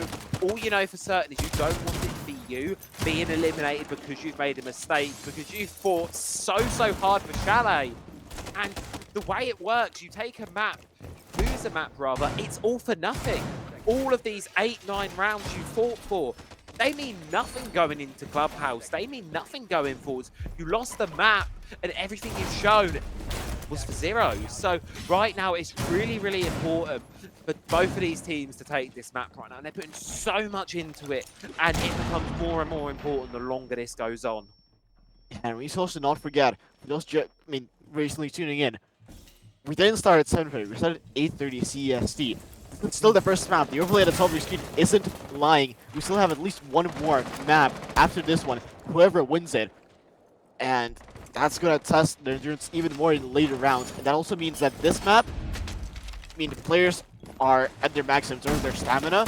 So, yeah, this could set some records in ESA here if if we're being patient. But that being said, Minions still need to win their defense here if they want to continue here, because Synq are on a match point and they are on kitchen, which they didn't win, but that's really gonna help. Beats I'm not sure what you're doing there, mate. Bolting in like that, trying to get a freebie. Instead, he becomes a freebie himself as Hulu takes him out. That is a very great start here for yet again the defensive side here. Minions right now taking that one, and they're going to be happy with that. That spearhead of the attack, the Blackbeard gone, dusted. But Jake is found elsewhere, but Hooligan takes down 2, one of which being a teammate. But you know what? I think we'll take it. You get solo, you maintain that man advantage. You find the 4th in the round there. We're counting the team kill. One more, and we're just going to call it an ace for the sake of the highlight reel. Knows to play out outside of Solarium on the rappel. Knows about Keith's position here. And as he's distracted with a B launcher in hand, this one could be an absolute freebie right now for Hulu. If he decides to get aggressive, thinks about it, but eventually decides not to, moving back away, giving Ollie the mime and the position in sight right now, just outside of West Main, in a difficult spot here, caught between 2 defenders. They know where he is, and it's going to rely on a rotation coming through from Pete here to try and get things going out towards Trophy, but Hulu just lets them slip by, and that leaves the sole attacker in the objective on his own, but he's making it work right now, takes down Interlude, 2 versus 3. Makes it a 2 versus 2, and it's back to even territory right here. Synq off the back of Ollie could go off huge here, and they could take this one 10-8 if these 2 remaining players of David and Norvi can't hold on. Norvi's taking damage. He has to drop away straight into a Claymore. David, it's all on you right now, but oh my god! Ollie comes up huge, and Synq will take Chalet. Oh, what a round and what a fashion to win it in! It looked impossible for them. It looked like we were gonna go to round 19, but no, they take it out of their feet.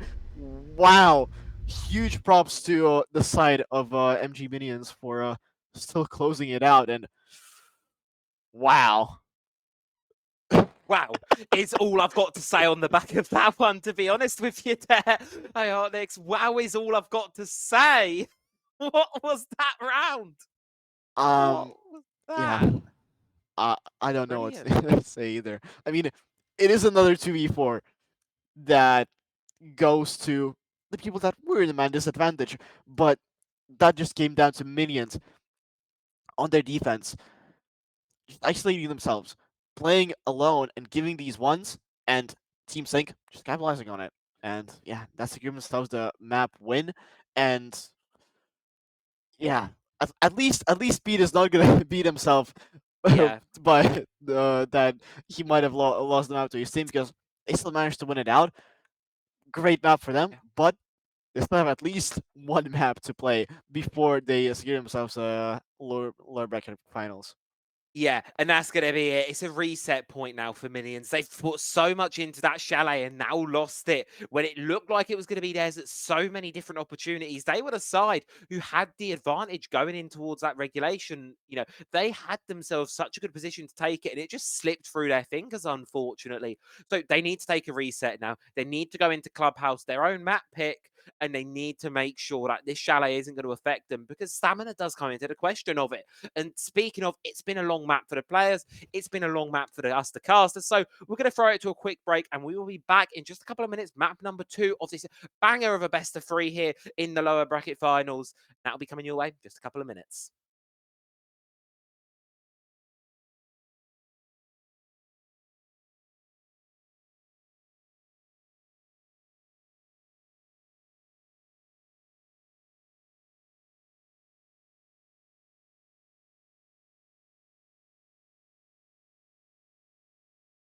And what an incredible map one it was. Going all the distance in regulation, going into overtime, then infinite overtime. 18 rounds required. Tied record there for the longest map we've had so far in Season X thus far. But it was Team Synq to take the lead at the end. 10-8. And after that one, it feels like we could have had an entire best of 3 in that one. We've had best of 3s this stage that have been shorter than that single map. And now we find ourselves going in towards map number 2, a Clubhouse. Onyx, how are you feeling after that first game? Because I don't know about you, but I'm a bit worried for the mental of Minions right now. Yeah, mental is gonna be a bit down, but they're going to their map pick. But what worries me as well is Clubhouse is, again, we highlighted in the intro.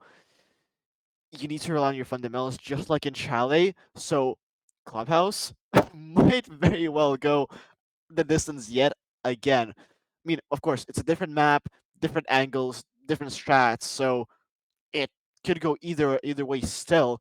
But at the same time, for Sync, what is a good thing is Minions just played this map yesterday against Entropy, so they would have been able to VOD review it. They would have been able to, yeah, see the strats and prepare something to counter the strats from Minions, unless they were saving some strats for some reason in this playoffs. I mean, is there a reason to save strats at this point? It's a lower bracket semi-final. This is do or die for either of these teams here for Minions. It's now going to have to be a reverse sweep of the rest of the series, isn't it? It's now going to have to be that bring back all the way through in this one here. They can't just go and say, oh, there's another game to rely on. Oh, there's a lower bracket. No, this is the lower bracket. This is that do or die moment here. And I think the worst part of it is you win this game, you've still got Ghost Army to go through to get to our grand final. It's not over yet. You've still got a road ahead of you, but that road is just a little bit shorter for Sync right now. And with how much they put into that initial map, I think that's really got to do a boost to their mental, right? Because they put so much into it and it's that payoff. It has paid off for them. And same can't be said for Minions right now. As you say, I think it's going to come down to this VOD review, this core strategy, and really these little bits of information here, the small differences that are going to make them define this map between these two. And I'm going to ask you, Jeff, any predictions for it of who might be taking this one? I could not tell you the way Mm. Shelly has been going, and I mean, while we're talking about predictions, actually, we still have a bit of time, I Yeah. think, before it goes on. We might as well look at predictions, just a little peek Oh. there. And yeah, our vote for Oh. our team is really equal, and it makes sense at this point in the playoffs. The teams that are remaining, very equal footing. So yeah, and any of these teams could win, and so far we've seen exactly that. So I understand why the votes are split so equally. Yeah, I definitely am with you on that one. I think so. We've got 4 teams left in the competition. Obviously, Minions and Sig, as well as Ghost Army and Molotov Gang, our first confirmed team for the grand final. I do believe they are the 4 best teams we've had in the competition. They're consistently showing up throughout. Obviously, they've had some losses, had some struggles, but overall, they've been really great performances from all 4 of these teams. And I definitely think we've got the cream of the crop right now in terms of these teams and their performance. And of course, for one of them, it could be over here. For the other, it's a chance to try and solidify themselves in that lower bracket final spot up against Ghost Army. It's going to be Minions versus Team Sync. Map number 2 of Clubhouse is coming up now. Yep, and we're starting, of course, with the band phase. We're not using the CGX ban phase just yet. It's not out. It's gonna be out in June, and by that time, Season X is gonna end. And from what we've been told, ESA is not gonna continue. But what's gonna continue is the trend of banning shields. Monty is taking out very first ban here, and I mean it makes sense. Again, we've talked plenty last time how these shields are very strong. So I wouldn't be too surprised if we see either a Blackbeard or a Blitz taken out. Actually, never mind. Ooh. We're gonna be a Maverick. It's going to be a Maverick, and you know what? I do like the idea of the shield bands there, right? I like the idea of getting rid of Montaigne. He's insanely powerful, and I think the way shields were used in the previous match, they weren't being so much used as instigator roles, as these very aggressive spearhead assaults. They were being used for the intel. So if you're going to ban one of the three, it's the Monty you have to be getting rid of there. Maverick, insanely powerful on this map as well. Great for getting walls open, and with his absence, is going to make it a lot harder. Clash ban coming on through as well. As I said, Intel shields are being used for Intel here. Clash can provide that. She's going to really try and reuse there. So get rid of her. Why not? I like the ban. I like the idea. And for our final defensive ban, it's actually going to be a Tuberal. So Kaid will remain open. So hatches on that basement bomb site. I'm immediately thinking down there because that's probably what we're going to see next. They're going to be really difficult right now. Yeah, and interestingly enough, minions do appear to be doing kind of a target ban, because just yesterday against Entropy, instead of that clash, we saw a Solis ban actually on both maps. The bans were exactly the same. For instead of minions, they did ban the Maverick as well here. So I mean that kind of makes sense. Your defensive strats might be a bit less flexible in your attacks, but obviously minions have also done their homework, have checked what Team Synq could bring, and might have target banned Flash out of here. So yeah, it's great to see for any Minions fans that they haven't neglected this matchup. They still did their homework and still came up prepared as Solo, doing hiding himself as Vigil, which is interesting to see. You'd usually, I mean, hide some other operator, especially since Vigil will expose himself the moment he activates his ability. Yeah, exactly. It's an interesting one to see him hiding up, but maybe it's more so, trying to hide the position itself. But even then, Minions obviously have the idea. They've got a Blitz, they've got a Jackal, perfect operators for roam hunting, and of course, the former of the two, they're going to be the one. Oh, Ollie's picking up where he left off on the shotgun here. Hold on a minute. Leave the analysis for later in the round. Ollie wants to get this one started, and Norvi early sent right back out there. Blitz offline, but so is Ollie. Hulu gets the pick backwards. We're leveled out 4-on-4 right now. Bit of early aggression, but just dialing it up a little too much so. Bit too hot in the kitchen, and it loses the advantage that Synq held. Actually, nobody's in kitchen right now, Travi. But yeah, you do understand what is happening. Blitz being taken out first is a huge pick. Especially in the first 30 seconds of the round, Alex Nordi, I mean, again, shields are always the spearhead of this attack, but another one gets taken out. Pizza caught a bit lacking, but immediately traded out by P on the C4. Solo is still playing this upstairs side, and he wasn't aware about Dernis, but Dernis wasn't ready either. Solo gets himself another kill, and Hulu and Interlude left to try and secure themselves around, but they don't really have much to open up this site and try to get something on here, especially with Solo still roaming. He's not going downstairs just yet, trying to isolate another pick. Never mind, drops oil pit, goes down back to site, guarantees themselves a man advantage.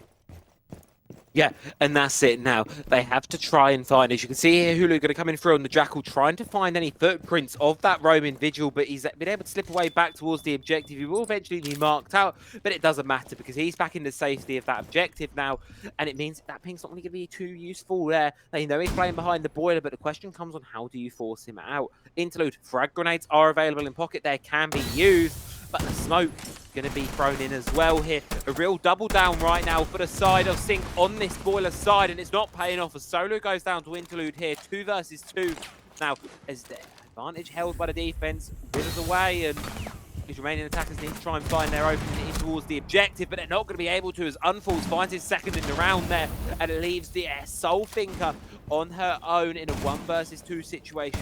LMG, the ideal weapon for a clutch up there, because you don't need to reload it very often, but walking into a mirror window, walking into Pete isn't going to work out, and Minions, they are going to lose the first round, and Team Synq will be finding their first on Clubhouse. Great start for the side of MG Minions on, to be fair to say, is the strongest site on this map, where you can just, you can either play Oh Bunker yeah. Down, you can play the Roam. It's, yeah, it's one of those sites that is really, really hard to attack, so that's why they picked it first. But now they're going to bench. I mean, yeah, as I'm saying this, I'm realizing basically every single site on this map is very, very tough to attack, with the exception of maybe CC. But even then, there are a lot of strats where you're gonna you're gonna have make the attackers have a lot of headaches trying to clear out some of these crucial positions, especially with the zombie being on the ban. That's gonna make the lives of the attackers even harder, because those Kiva barriers, they are very versatile. You can place them anywhere, block off any line of sight that, basically any line of sight that you want. And yeah, it is really hard to clear those out. Yeah, of course, gonna be very difficult to clear. Question really comes in. I mean, the attack, they're bringing in a lot of clearance operators here, right? They're bringing in the Flores, bringing in the Twitch, all of that utility being brought along to deal with what Synq are bringing along. Obviously, Cat Can traps. It's going to be a bit difficult to push through here, but a quick entry onto Rafters coming in through for David right now. They want to get this wall open up nice and early towards CCTV side. Of course, shot on towards the default camera is going to give the position away, and what David's idea is here is anyone who tries bandit tricking it will be punished for it. However, Synq are aware they're not going to play that game. They're just going to let the wall be opened up. Solo retreating out of CC, takes a little bit of damage, but will escape with his life for the time being. And it's Minions now having to make the entry on forward. And actually, you see that the Ace was making that entry and not some other operator which doesn't have as crucial of utility on his site. But it doesn't matter if you have the info that nobody's on catwalk. You can just take it for free. Still, that's a minute gone in the round. Nice progress being done by MG Minions, taking CC control. But now they need to decide: do they fully focus on taking this construction and doing it really one-dimensional take, or do they want to rotate someone out and put them out as Intrude gets down by Beat on the run out? Beat, doesn't matter, gets another kill himself. Intrude is safe-ish downstairs, but Beat is still trying to secure that down in the pool to yeah, try to guarantee himself another kill. Is not able to do Oh so. no! Solo And instead the thing is, takes that out Northy. they're trying to go for the recovery there. Dernis is on the cover, but can't be looking in towards the objective on the players holding the ankles. So as they go towards Interlude, look, the rest of the team don't want to touch him now. They're like, nope, it's cursed. I don't want to go near that position. But you've got to go down there at some point because there's a diffuser waiting for you. But you can see the outline. There's a player, Pete, playing on the pool table there, ready to try and challenge out. They have the idea. Pete with another one in the round here. But look at that, gets taken out there eventually. And it's 2 versus 3 with the Habana bled out. Minions, it's close. It's possibly doable, but 45 seconds. They have the utility to try and find this one. It's 2 smokes, 2 stuns. Aerodrone's available as well. DMRs to get through the Keybers. And it's workable here. It's not ideal, but it is certainly workable for Minions right now. But they need to get a move on. So with the clock ticking down, falls down below with a C4. It's a very good hold right now from the side of Synq. And it seems like for the side of Minions, it's going to be very, very difficult to crack it. Smoke Grenade's going to be coming on through now, allowing the hopping from Dernis in towards Jim. But like I said, Unfalls is playing below on the C4. As soon as the hopping comes through, he's just going to be downed right back out. And Hulu now left in a 1 versus 3, stuck, pinned down by the player in Logi. Ollie's going to find it and Synq back-to-back rounds now here on Clubhouse. Yeah, really, really, really good defense coming out from Team Synq here. They just are not surrendering any map control if they can. Peeking these windows aggressively, catching these players off guard, trying to rest their teammate, using him as bait is great to see. Kind of Team Synq and MG Minions clearly not expecting that aggression. Of course, towards the end, a bit of overswinging coming out, but still, they're able to close it out. I just don't want to see this overswinging continue on their side as catwalk Okay. walls. Ooh, that's an interesting strategy to put a mirror window here. They'll still have that kind of default line of sight, but this will allow the Gallo players to have even more protection on this on that position. So interesting use of the mirror window. We'll see if it pays off well as another one gets put onto the breach. All of these mirror windows being not being used for intel, but actually opening up lines of sight, and yeah, it's an interesting use of mirror, to say the least.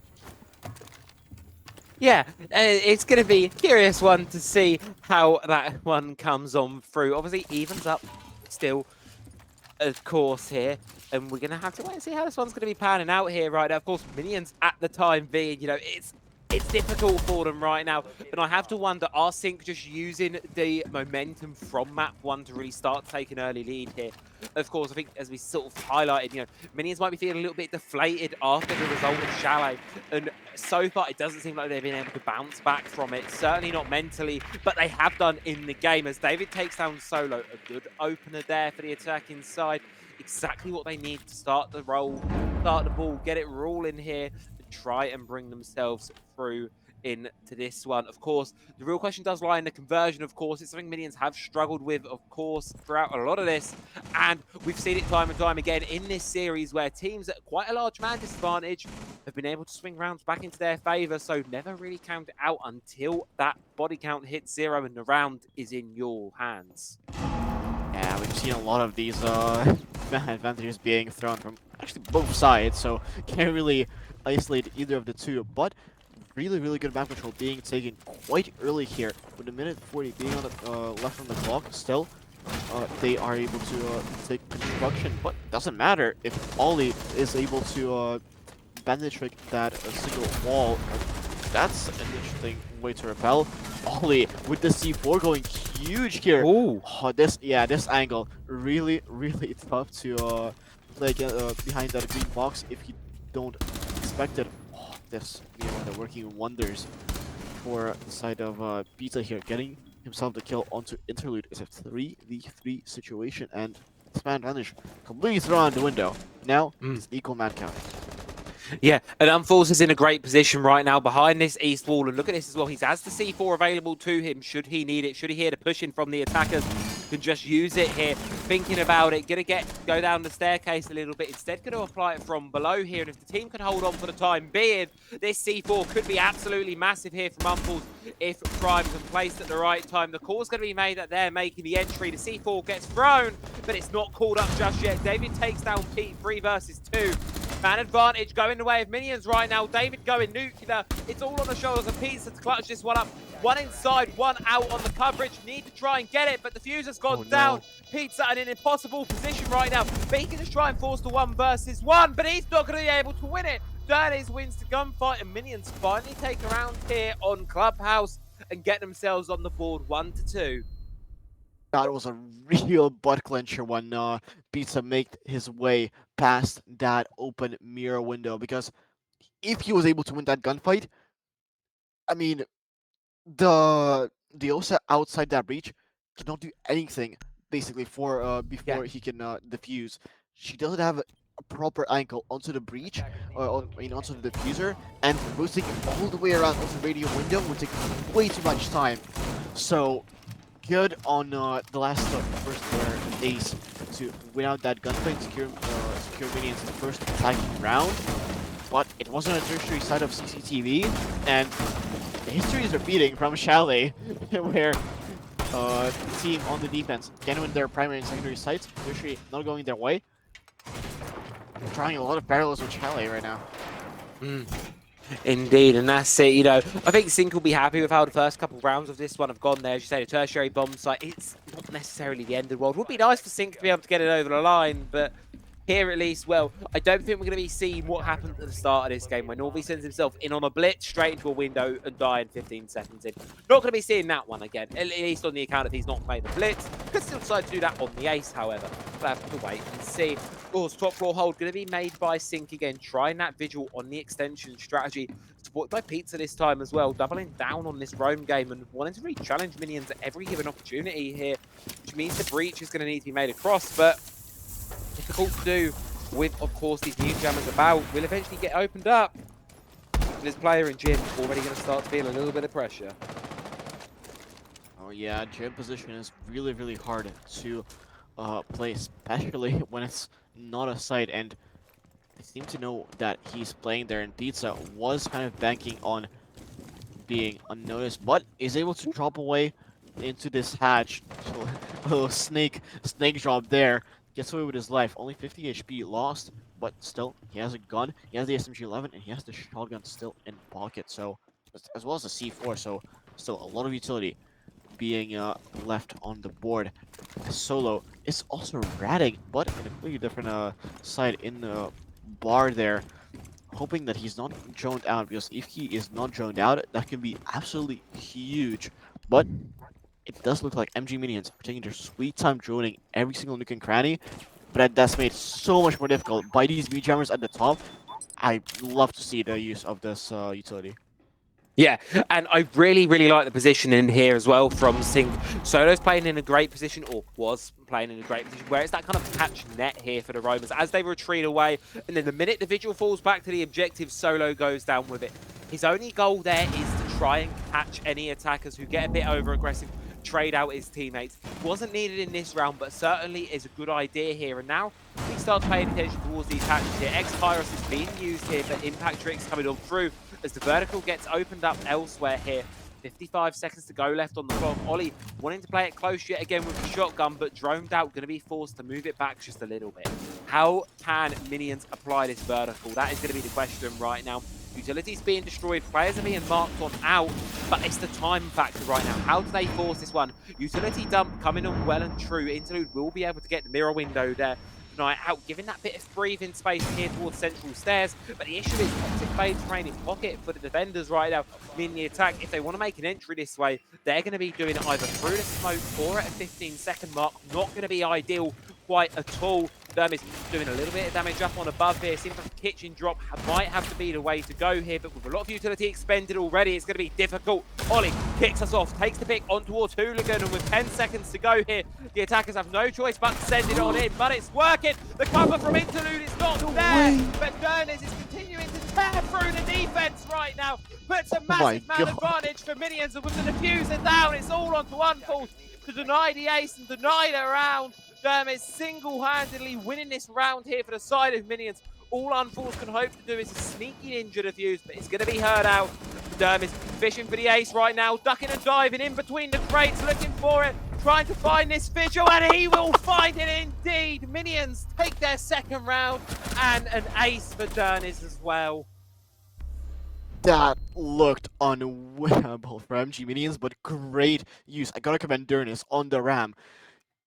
We saw him throw down that Boo guy, leaned around into seemingly a random corner, and yeah, it's not gonna do any verse, but it's gonna make so much sound that the defenders, they won't be able to hear the drop, and that's exactly what allowed these players to be able to drop, gain a surprise factor on the Team Synq players, catch them off guard, and ultimately be able to plant in sight and win the round. I mean, Dernis himself, sure, he got an ace, great gunplay from him, but also the utility play from him was also spot on there, so really well done by him. And yeah, the minions are bouncing back on their attacks. They equalize the scoreline, guarantee himself at least a 2-4 split, which is on Clubhouse really, really good. This Clubhouse is quite a defender-sided map. So yeah, well, we see a repeat of Shelly yet again with a 2-4 split. Because Don't tempt it. Don't tempt fate. It's a real possibility, man. As much as I want another 18-rounder and a third map to come through, I also want bed. It's a very real prospect of this one. But you know what? I'm here for a good game because at the end of the day, we're top 4 territory now. The best of the best here in ESA fighting it out. So I'll allow it just this time, I think, to slip by and let this one really deliver because it has certainly been so far. Massive plays and a lot of unexpected rounds here, certainly, to say the least. Solo up here. Brain Cash going to deny the first wave of attackers, but they're not going to regress on towards him, actually, it seems. Instead, Unfalls goes to swing out and takes down Interlude, going for a backstab play there on the Nook, but it's going to be found and punished. And yet again, an early start for Synq. Yeah, great play. Taking out Interlude. Interlude had so much impact on the Nook, on Chalet, on Clubhouse, struggling to find an opening here.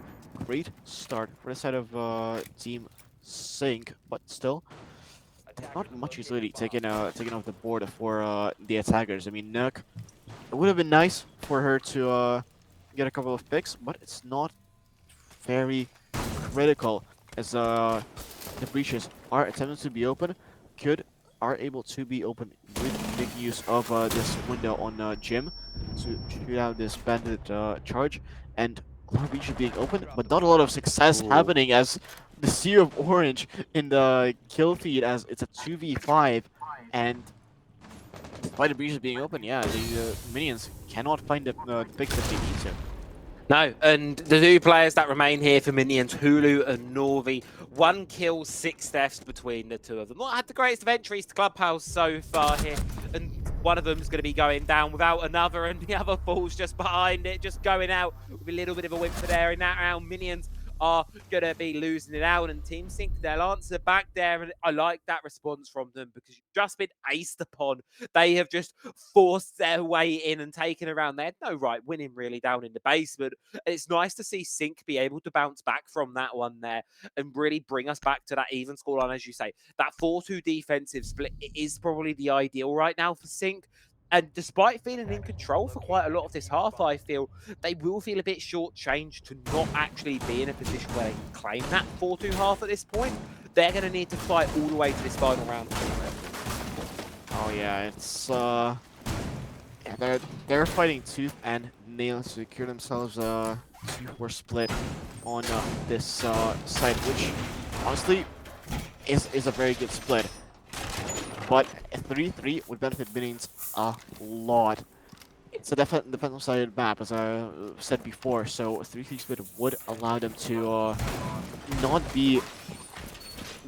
have an equal round count, because if they lose this round, they're going to be 2 rounds down going to their defense, which not critical, but that would make their jobs of trying to win it out and take us to map 3 just a little bit more difficult as the action phase starts out. And I mean, it's going to be a base. It's going to be a while till the first kill starts raining, I think. Yeah, it's going to be a bit more of a slower round. I wouldn't be surprised if Minions try and do what they did before, go for that massive, massive sort of execute play style and just brute force their way into the objective at the final sort of hurdle of the round here. Wouldn't be surprised if that's the aim here, of course. Not too much play towards the extension from Synq this time around, giving Minions a lot of control early on. So it feels like we're going to be seeing a similarity and a bit of a repeat here. That war of attrition really going to come on through here. Of course, as Minions sort of fight their way over the key hatches, fight their way over the vertical, but able to really take quite a lot of damage here. And while he's still alive, it's not an ideal start for the attack. Yep, not ideal, but not critical. David still has his life, still has these Hibana pellets that he can use to open up more hatches, but that could be a struggle because Pizza on the gate is denying these hatches, and for the side of MG Minions, they have these impact names that they could use. Never mind, Oli takes out Northy, the only person who could have guaranteed his team some kind of other hatches being opened, but Oli does get down eventually, playing on this on these stairs. He was playing his life there with the birds. Was an impossible position, but going away with at least 1 kill is, I mean, a very good impact on the round, and there's still Goyo for that stall utility, which just allows a bit more flexibility for Team Synq. getting the smoke off the board will not be too Yeah. crucial for them. No, I don't think it's going to be the end of the world. As you said, it's still got the Vulcan canister utility, still options available to burn the time, because Minions are certainly using a lot of it here to try and force this one. Execute being eyed up, now prepared with still 45 seconds to go. The question really becomes how now. They know what the goal is. They need to get in there, and that could be the opener they needed. David's going to be taking down Unfalls here. Vertical pressure being applied from Dermis, who was so great on this side before, but this time it's David stepping up to the plate. Pizza and Solo left in a 2 versus 4 here to try and hold on to this basement bomb site. They see the player above but can't quite hit a shot, and it's all on to Solo on its own. Finds 2. Knows there's one above. Oh, this could be a no. massive clutch up. Yet again, he needs to try and get across this hatch, needs to try and find something here, but caught out by Interlude, who snuck his way down the stairs. And Minions, they will take the round and deny any massive clutch up attempts to come out of this half with an even scoreline. That double kill really made it close. But again, Dernis, I gotta sing praise for him. He is an expert with playing these verticals, isolating these picks, and overall just playing this basement as a time being called by Minions, who Ooh. won the previous round, which is weird to see, but maybe they just want to talk out their defense, how they want to do it, because clearly I don't think they want to they want to go all the way here yet again, or it might just be a bathroom break. Who knows? It could just be a bathroom break. It genuinely could just actually be a bathroom break at this point. It's not really a reason. I mean, I suppose my only critique of Minions right now is I'm looking at the kill department. Dermy's got a huge ace. David went absolutely nuclear in that final round there. Bar those 2 hero plays, the kill game and the frags haven't been really there for Minions. It feels like a lot of this half. Synq have really been driving. You look over to their side. 4 players currently sitting on a positive KD. Meanwhile, for the side of Minions, you've got a player sitting with 1 kill. You've got a player still sitting on a donut. It's not looking as green, and I don't, bar those 2 hero plays, I don't feel it justifies the 3-3 scoreline right now. So I'm really looking for the players on the side of Minions who haven't had such a great map so far to really step up to the plate here.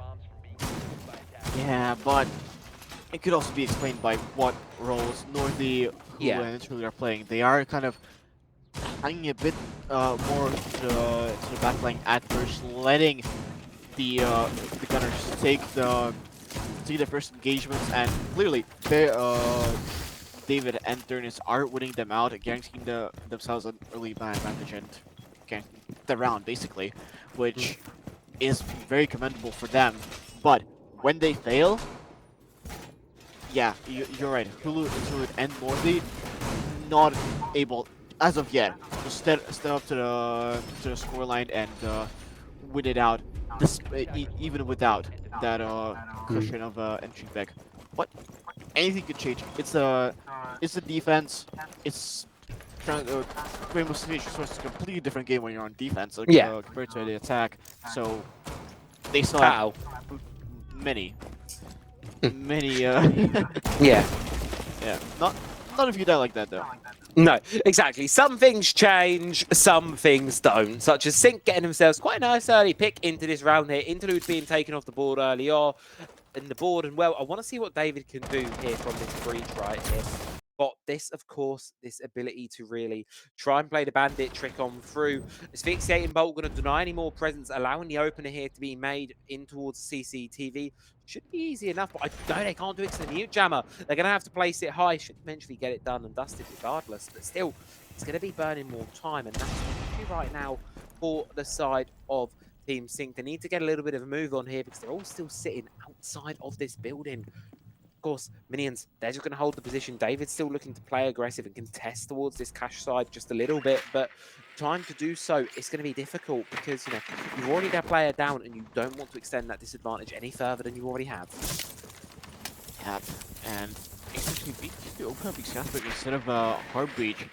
I mean, it's breaking of the castle at least. Interlude making some impact from the grave, but who's not making any impact. It's going to be Hulu on the mute taken out. And I was talking about the entries doing the first engagements. This time, that's Hulu Interlude being taken out the first 2. and that forces David and Dernis to play a bit more aggressively, take a bit more risks, which Team Synq are just not allowing them to do, and Pizza gets another pick. David and Dernis are the two left, the two gunners. I mean, they can still win it out, and that's the first pick for Yeah, David. that's it. They've been so I like that. monumental, but unfortunately can't be monumental enough then. Oh no, oh, poor old Dernis walks out, does get one, but look at how many players he was staring up there. There was no way in hell he clutched that one up from that position. Team Synq, they're going to be coming off the back of a Minions tactical timeout and off the back of the half there with a victory of their own on the attack. A good start for them on this half. They take the lead for this game back here, which I think after the last couple of rounds, they're sorely going to be needed. Question is now, as they're going to be doubling down on the defense. Defense going back to bedroom gym. How do things change for them? Because, as you said, we saw Hulu and Interlude die quite early on there. That can't be continuing to happen if Minions want to take this one. Yeah, I mean, I see why they're running it back. I think Interlude, that early pick where he set it out, I think he was placing a very late barricade and Yeah. just caught out from there, and yeah, that's a rough situation to be in.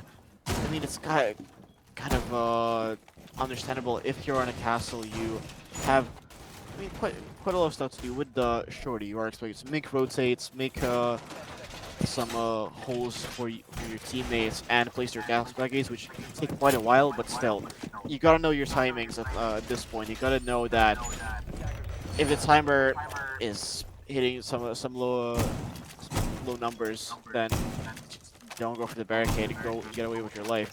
This time, he does get away with his life. Has placed down most of his barricades before the attackers are able to put sights on him. Yeah, that's, I suppose, the little changes there that are going to be the difference makers, of course, in this round, right? It's the little changes here in Siege, and especially on a map like Clubhouse, it's the small adjustments that really can start to make a difference between these two. Ollie, yet again on this CC breach here, trying to make the entry on in, but going to be bandit tricked off, denied just a little bit. Eventually, utility is going to be forced away there by the Capital Bolch. Yet again, repeated round prior. Wall will be opened up there, so success for the attack, and at least this time for the defense is they've not lost a player at this point. They're still sitting 5v5, which means they can contest this position a lot more comfortably than perhaps in the previous one. Yeah, and we see them, the set of minions just geeking and prodding. They're not taking very risky gunfights as of yet, but they're not letting Team Synq get this map control for free. Now they retreat back. They've decided that they wasted enough time. They can retreat back, get away with their life, especially with Dernis actually be in the basement, or yeah, in the Yeah. basement somewhere. He is gonna go for a late flank somewhere in the garage side, which can catch using players off guard, especially if they are 5 people left. There's no one to hold drones for them reasonably unless they have a Yeah. dedicated flank watch, and that way Dernis can do quite a bit of damage if Team Sync are not careful. Yeah, could be so critical to change up the outcome of this round here. Norvi taking a lot of fire right now, going to break open the castle barricade, retreat away back towards bathroom site. Still, though, 5 versus 5, a minute on the clock. Everyone is left standing, and right now, I think you've highlighted perfectly there. It's what can Dernis do from this position. What can the Fenrir get going? You're on the flank. You're in a really tough spot right now, but if you can get a couple of kills going your way, it can single-handedly turn around right now. But Hulu's going to be the first one to fall. Pete finds that opener there, and Pizza with another. Norvi comes alive, finally takes down Pizza, but the kills just keep flying on in right now for the side of Team Synq. Here comes Dernis on the flank, though, takes down Ollie. That could be a disaster struck, but they have to read. They're locking him out. The swing zone comes in from Interload, denies the plant, but there's enough him on the clock here for Synq to try and recover this one. It's just a relocation, a reallocation of this man count in these positions.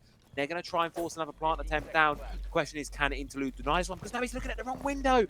Unless he crosses through bathroom here, they're just going to try and fish for the kills at this point, but they're looking the wrong way. He could single-handedly win this clock alone behind the keeper barricade. Umpools needs to get aggressive, needs to try and find this one. Interlude has the right idea, looking the wrong way, but not going to be able to do it in time. Caught in the crossfire, and Synq will just barely hang on in round number 8. Oh, that was really close there at the end. It was Yeah, barely winning Team Synq. I mean, Dernis on the flank was a bit slow. Still got a couple of picks, allowing his teammates to try and clutch it out. Unfortunately, couldn't make it happen. Can't blame me though, because well, so a 1v situation are always tough. No matter if it's a 1v2, 1v3, they're always gonna be tough. But yeah, it's guarantees Team Sync another round, and now a 3-5 scoreline. Minions just cannot get any success on this defensive side. Sync doing very well on their attacks. Yeah, and that's it. And the issue is, I think, as you say, it's a bit of a more leaning defender map right now. And if Minions can't really start to make it work in the next round or two, this one could be done and dusted really quickly. Of course, you know, Synq, they were able to take map number 1. They were able to take a little bit more than that. And, you know, it's going to be a difficult uphill battle right now for Minions. If this lead extends any further, you're now staring down a map series point, and I just don't know if they can recover it from there, really. It's going to be a tough one, certainly. Synq going to make an early entry on across the map here. Pizza on the Deimos going to be going hunting here. They don't have the identification onto any of the roaming players, so he's just going to have to do it on face checking alone, but they know where the Goyo is. And look at this, just getting aggressive early with the shotgun, but unfalls. That early aggression does not work in his favour. Falls for C4 from a Norvi, and that's going to buy Minions a little bit of time. Yeah, that does, and it's roster for Team Sync. Still, they should. They're not in too much of a pickle here. It is the Ash. It is some solid breach denial there, but they still have the Ram. They can do plenty of birds. Still, they just need to play it right. But it does mean they're in the mental disadvantage. They're going to need to find some success here. Impact tricks are successful, unlike what we saw from Team Sync's defenses, where it wasn't very successful. But still, Cabana has plenty of pellets in her arsenal left to get that that that hatch open on kitchen, and with the birds coming in, it's gonna make the friend's life a bit more nightmarish, but still, there are plenty of positions where they can play. And it's manageable right now for the side of Minions. They've got a 5 versus 4. Utility has been spent mostly. 1 C4 remains.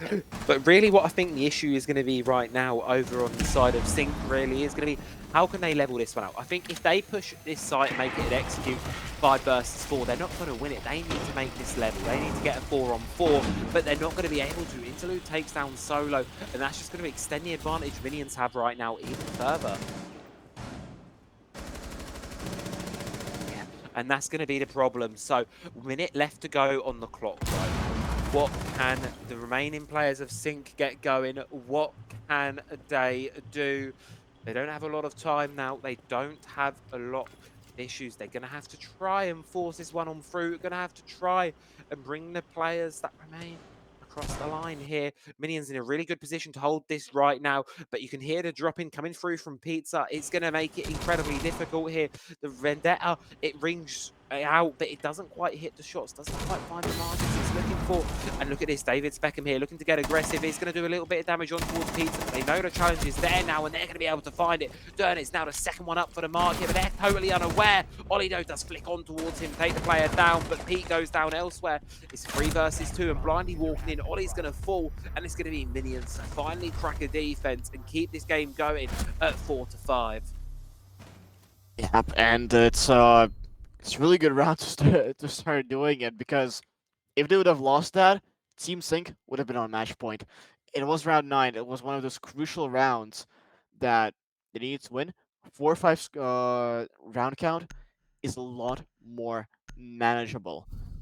Still, though, they are going to the 2 sites that they just lost their defenses on. So they still need to work on that. They still need to work on these tertiary sites that they have here. And they're going to CTV first, which I think is the weaker of the 2 sites, but they haven't tried in a while, so might as well go for it. Why not? Give it another go. You never know what can truly happen, right? Here, I think Minions understanding this bedroom site is going to be a tough one, certainly, and obviously still going to be unavailable for a little while. So instead, it's going to have to be this tertiary bomb site and see if they can get it cracking across the line here. Of course, it would be ideal to 5-5. It's a perfectly winnable scoreline. Or 4-6 on the other hand, it starts to get a little bit daunting and you do start to worry just a little bit for Minions. But right now, they're in a good position. They've just won the last round, so momentum should be in their favour. It's just a case of whether they can convert this one across here for round number 10. Yeah, I mean they are still just one round away from that match point, and yeah, that even this still, if you're a match point, yeah, of course you still need to win out that one more round, but that text at the top of your screen for Minions, that's gonna be a bit of a a bit of something that Tough one. they're gonna have in the back of their heads, that they cannot lose another round. Right now, they don't have that match point text at the top of the screen. It's a bit less how do you say it? Yeah, Ideal. a bit more a bit less pressure on them. Yeah. Yeah, that's it. Reduce the pressure down. I mean, look at this. We're still 5-on-5. The rounds have really sort of been up and down in terms of pacing throughout the entirety of this half, really. 1 minute we're going for these really, really early entries. The next minute, things are slowing right down, and we're seeing these late round executes.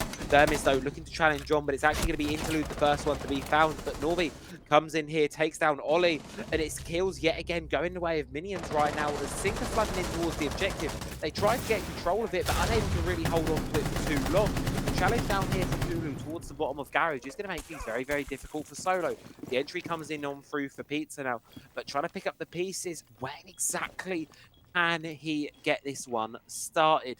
2 versus 3, a very difficult situation right now. They have the Fuser in hand, could try and force a plant down, but it's going to be very difficult to do. Going to use the Capital bolts to give the utility, use a bit of breathing room here, but then David takes down Pizza on the swing out, and this should be a done deal here. Solo can't really do a whole lot here. Hulu's still from Garage, going to be cleaning it out, and Minions, they tie us back up 5-5. Yep, and their defense are going a lot better. We're seeing some parallels for their attacks here, as it's looking a bit better for them this time around.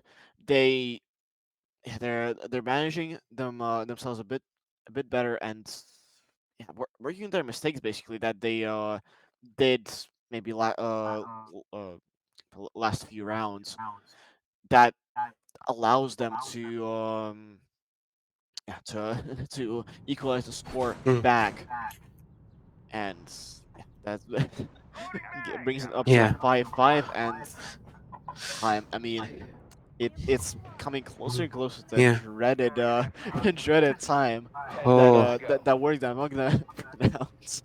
That- Yeah, don't want to say those 2 words, but certainly is a scary bit.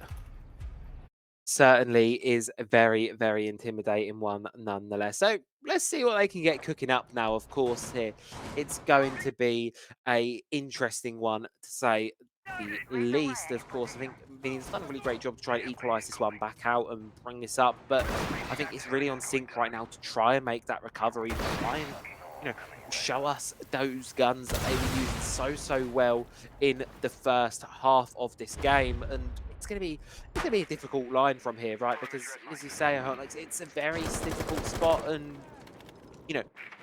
it's that magic word that lies ahead of us. And I don't want to say we're going there, but you can't help but feel it's slightly inevitable right now. I mean, Minions are on a bit of a win streak for their rounds right now. If they can continue the streak, we might be able to avoid it, and they might send us to a 3rd map here. But Team Synq are still not out of it yet. They can also work on their mistakes, and they still can adapt and try to win this out in regulation. But as it goes, Pizza dropping down, does take out 1, but is immediately traded. Solo with him as well, trades him out himself. Oh. Trades flying left and right as unfalls. Takes out Alex Nori, and it's a 2v3 situation with Minions being on the back foot here. Again, Dernis and David being in a very similar position on this site, but it's a fault management. 2v3 instead of a 2v5, but they're both on Windy. site. Yeah, and look at that. They've got the read into it on the side of Synq. While David Speckham here is trying to chase around players in Garage, Site Control's just fully gone over towards the side of Synq right now and leaving Gurnis in a 1 versus 3. The fuse is going down. He is going to be able to find the player. It's free, but it's still a 1 versus 2. A minute left to play for here. They should be able to find Gurnis, surely. They know where he is. I have to question where the cover was. Why is just trying to force it down? Just stop trying to challenge him. Pick up the diffuser. Go towards the bed. Because you can see the minute Dernish tries to make that rotation back up the stairs, Pete is waiting here to make the catch. He will find it, and that's going to be Team Synq taking themselves up onto not only map, but series point. One more round here, and they will find themselves the victor of this semi-final in the lower bracket, and they will get their date with Ghost Army next Monday. And for the side of Minions, yet again, if they want to take the game, I'm going to say the words, they have to go to overtime. Yep, and that's definitely gonna test their endurance. 2 overtimes in a row is gonna be that's gonna be brutal for both our voices and players. But still, we have this round. It's all to play for Team Sync to avoid going into another overtime. Still though, they uh they are they will need to attack this basement. Didn't find much success last time around when minions went here, but it has been a couple of rounds. They might have some new ideas. They might be able to work on some of their mistakes. And still, we were talking about the scoreline in when they called the timeout back when the site switched, and currently we're seeing quite a similar picture with Dernis and David. I mean, David hasn't found quite as much success as Dernis has on the defense, but Interlude, Hulu, and Northy are also not doing very well. They're doing better than all their attacks, but still not Yeah, not pulling much weight enough. here. Yeah, they've stepped up a little bit, but a little bit isn't going to be enough here. You know, these are the greats of ESA right now. They need to be really stepping up to the mark here because you see every single player on the side of Synq right now is sitting in a great spot. All bar Pizza are sitting on a positive KD, and even then it's a 1 difference going 7 and 8. It's really great results there from Synq, and they're making this work as a team effort. And I think that's really the deciding factor between these two right now. Synq just playing it as a unit, playing it as a coordinated factor. Same really can't be said for Minions. It looks like we have one player stepping up to the mark, and that's getting them rounds. But unfortunately, rounds isn't going to be enough to take you games as the vertical pressure being applied. But Oh it's going no. back the other way as Minions open us up with 2 massive kills as overtime. It's only 3 kills away right now for Minions.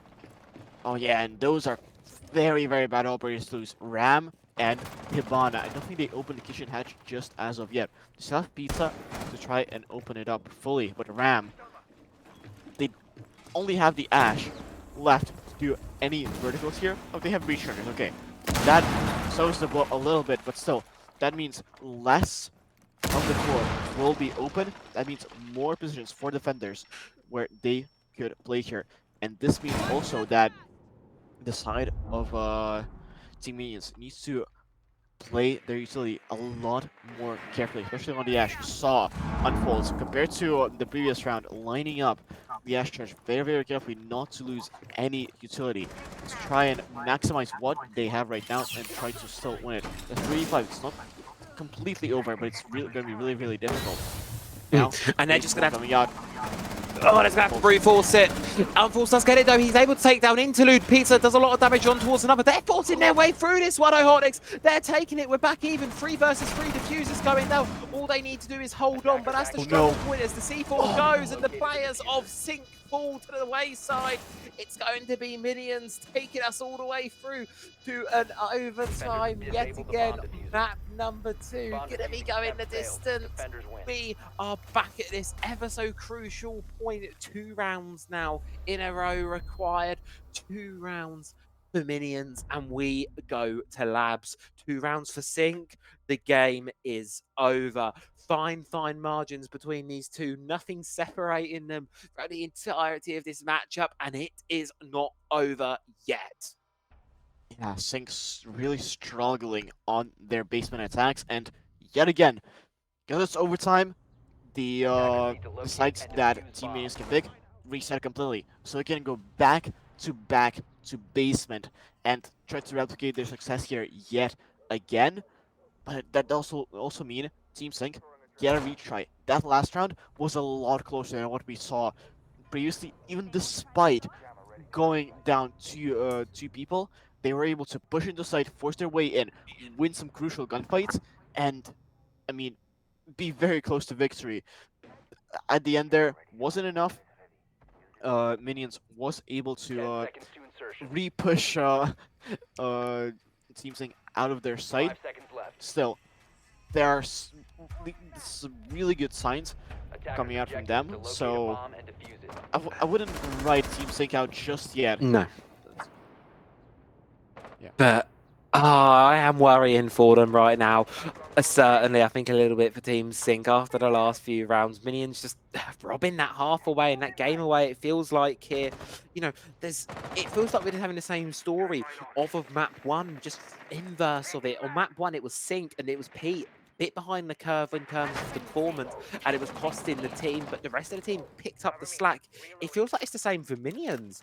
Hulu and Interlude having a bit of a strugglesome game, but the other players on their side, particularly Derniz, really stepping up to the mark, really coming in swinging, and really making sure that the rest of the team stays competitive in this one.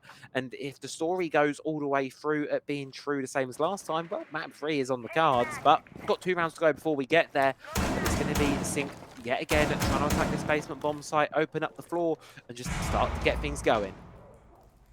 Yeah, definitely. With a minute down, and still 5 people on both sides of the table. C4 out, not able to claim any lives. That's a really good start for the side of Team Synq.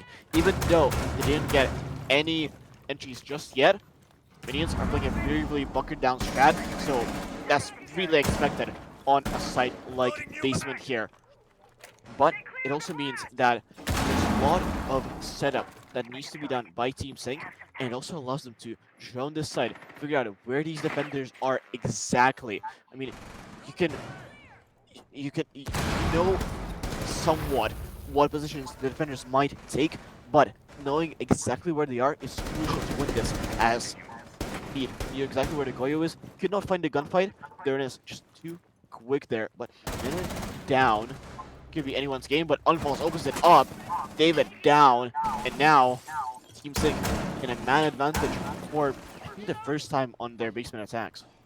Yeah, that's it. It's finally that secret code cracked here. Synq really doing a great job right now because now they can start to focus on this execute with that man advantage available to them, but it doesn't last long. A nasty shot from Norvi takes down Unfalls, and we're back to that square even mark here where we're now 4 versus 4. All that you can hope to do at this point is go down the hatch, but before that, Ollie's going to be taking down Interlude here. But time's ticking away. They see the feet of a player. Bit of messy recoil control from Solo on the F2. Norvi remains alive in this one and could be a pivotal changing factor. 20 seconds to go. They've got no choice but to make the sprint in here. Attempting the plant here. The cover has to be there, but Pete goes down, forcing Ollie off the plant here, and it allows the defenders to push up, but they get a bit over aggressive. They get punished for it. Hulu does find one back, but very likely going to be caught from Pizza up above, and Synq get themselves back up onto match series point. Yep, and that's exactly why it's a real risk to go the same side 2 times in a row, especially after a really close round, because the losing team, they know exactly what they did wrong. Each player knows exactly where they went wrong and what mistakes to not do again. As for you, I mean, yeah, you might have lost some early picks or some gunfights, but you won't have the same kind of advantage that they have. Still, it is tough to work on their mistakes, but clearly Synq are able to do it, and now they're really advantageous positions because they're on a defense, and we saw Clubhouse really defender side map, and they think at every single chance right now to close this out in regular overtime, no going to the infinite variety.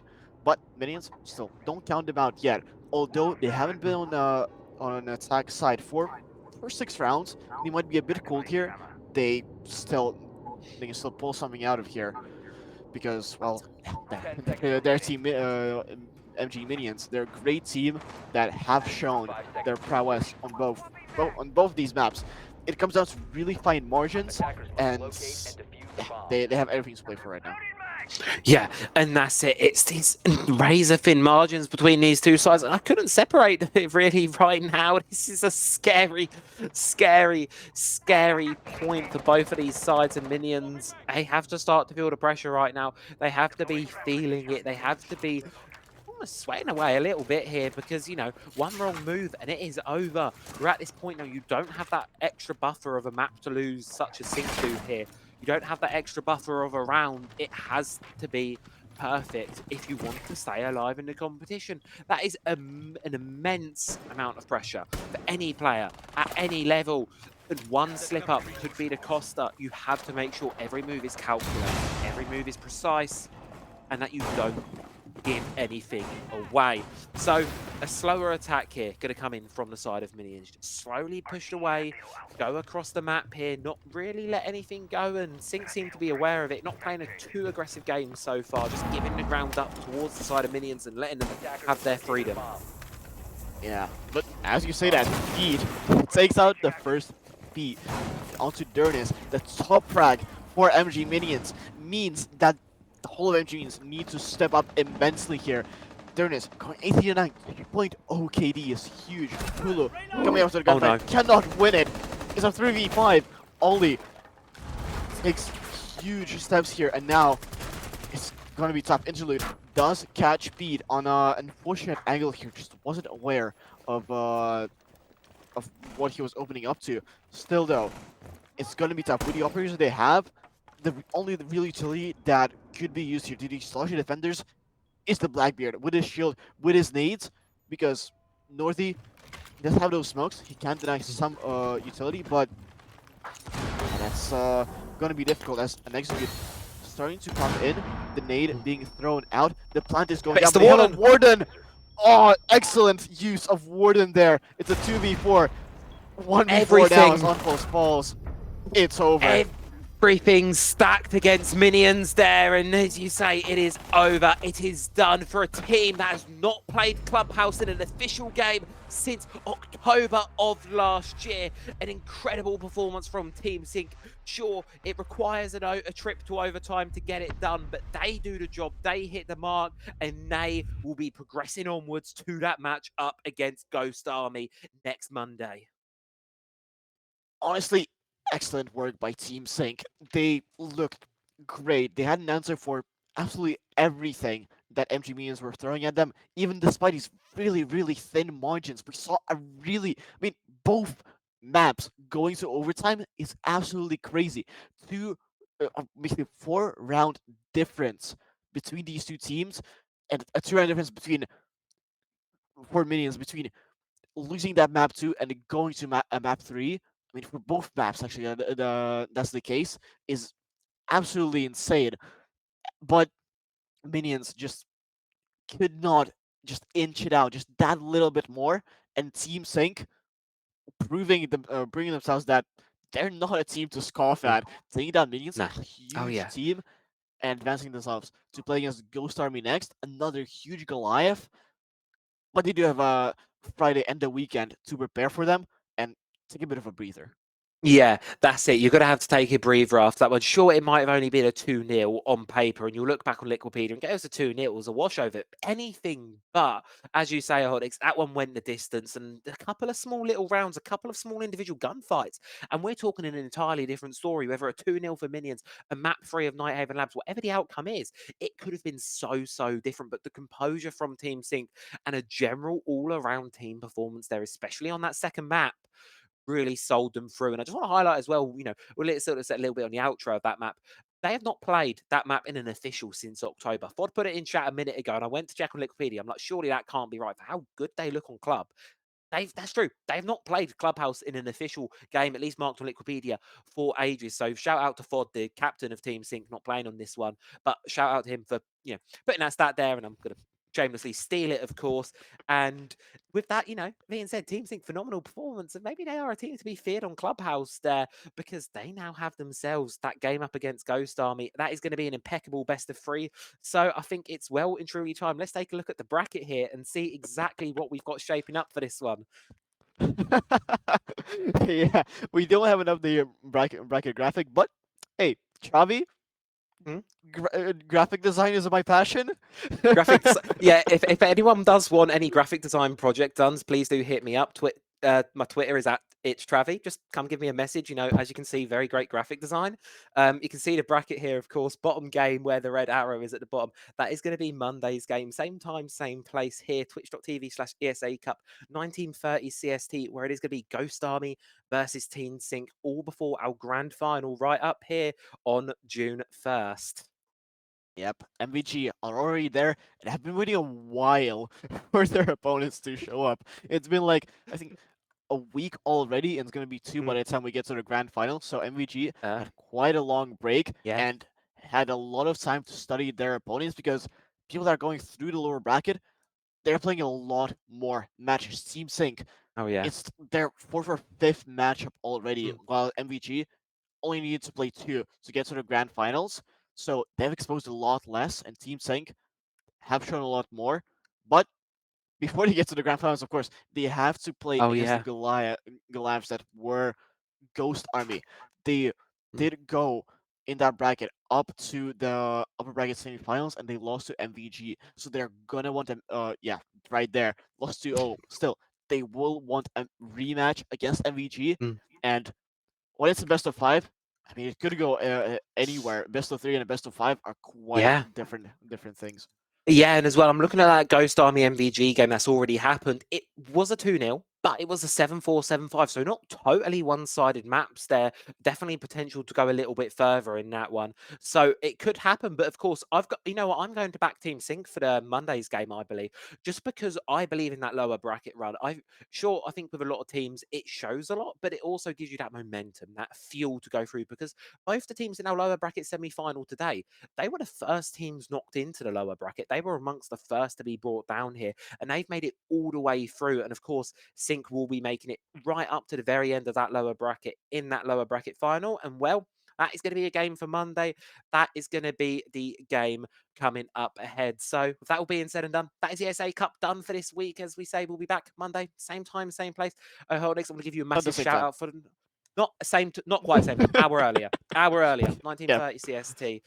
I want to give you a massive shout out for, of course, not only producing, but also obviously casting here with me. Done a lot of work over the last few days. So enjoy the little well deserved breaks. I'm sure in a bit more of you Yep. in the finals itself as well. And obviously, massive shout out to Ogon and White, our lovely observers tonight, doing a great job allowing you all at home to see the action. And of course, thank you to all for watching. Have a wonderful rest of your evening. Have a great weekend. And we'll be back on Monday for the lower bracket final.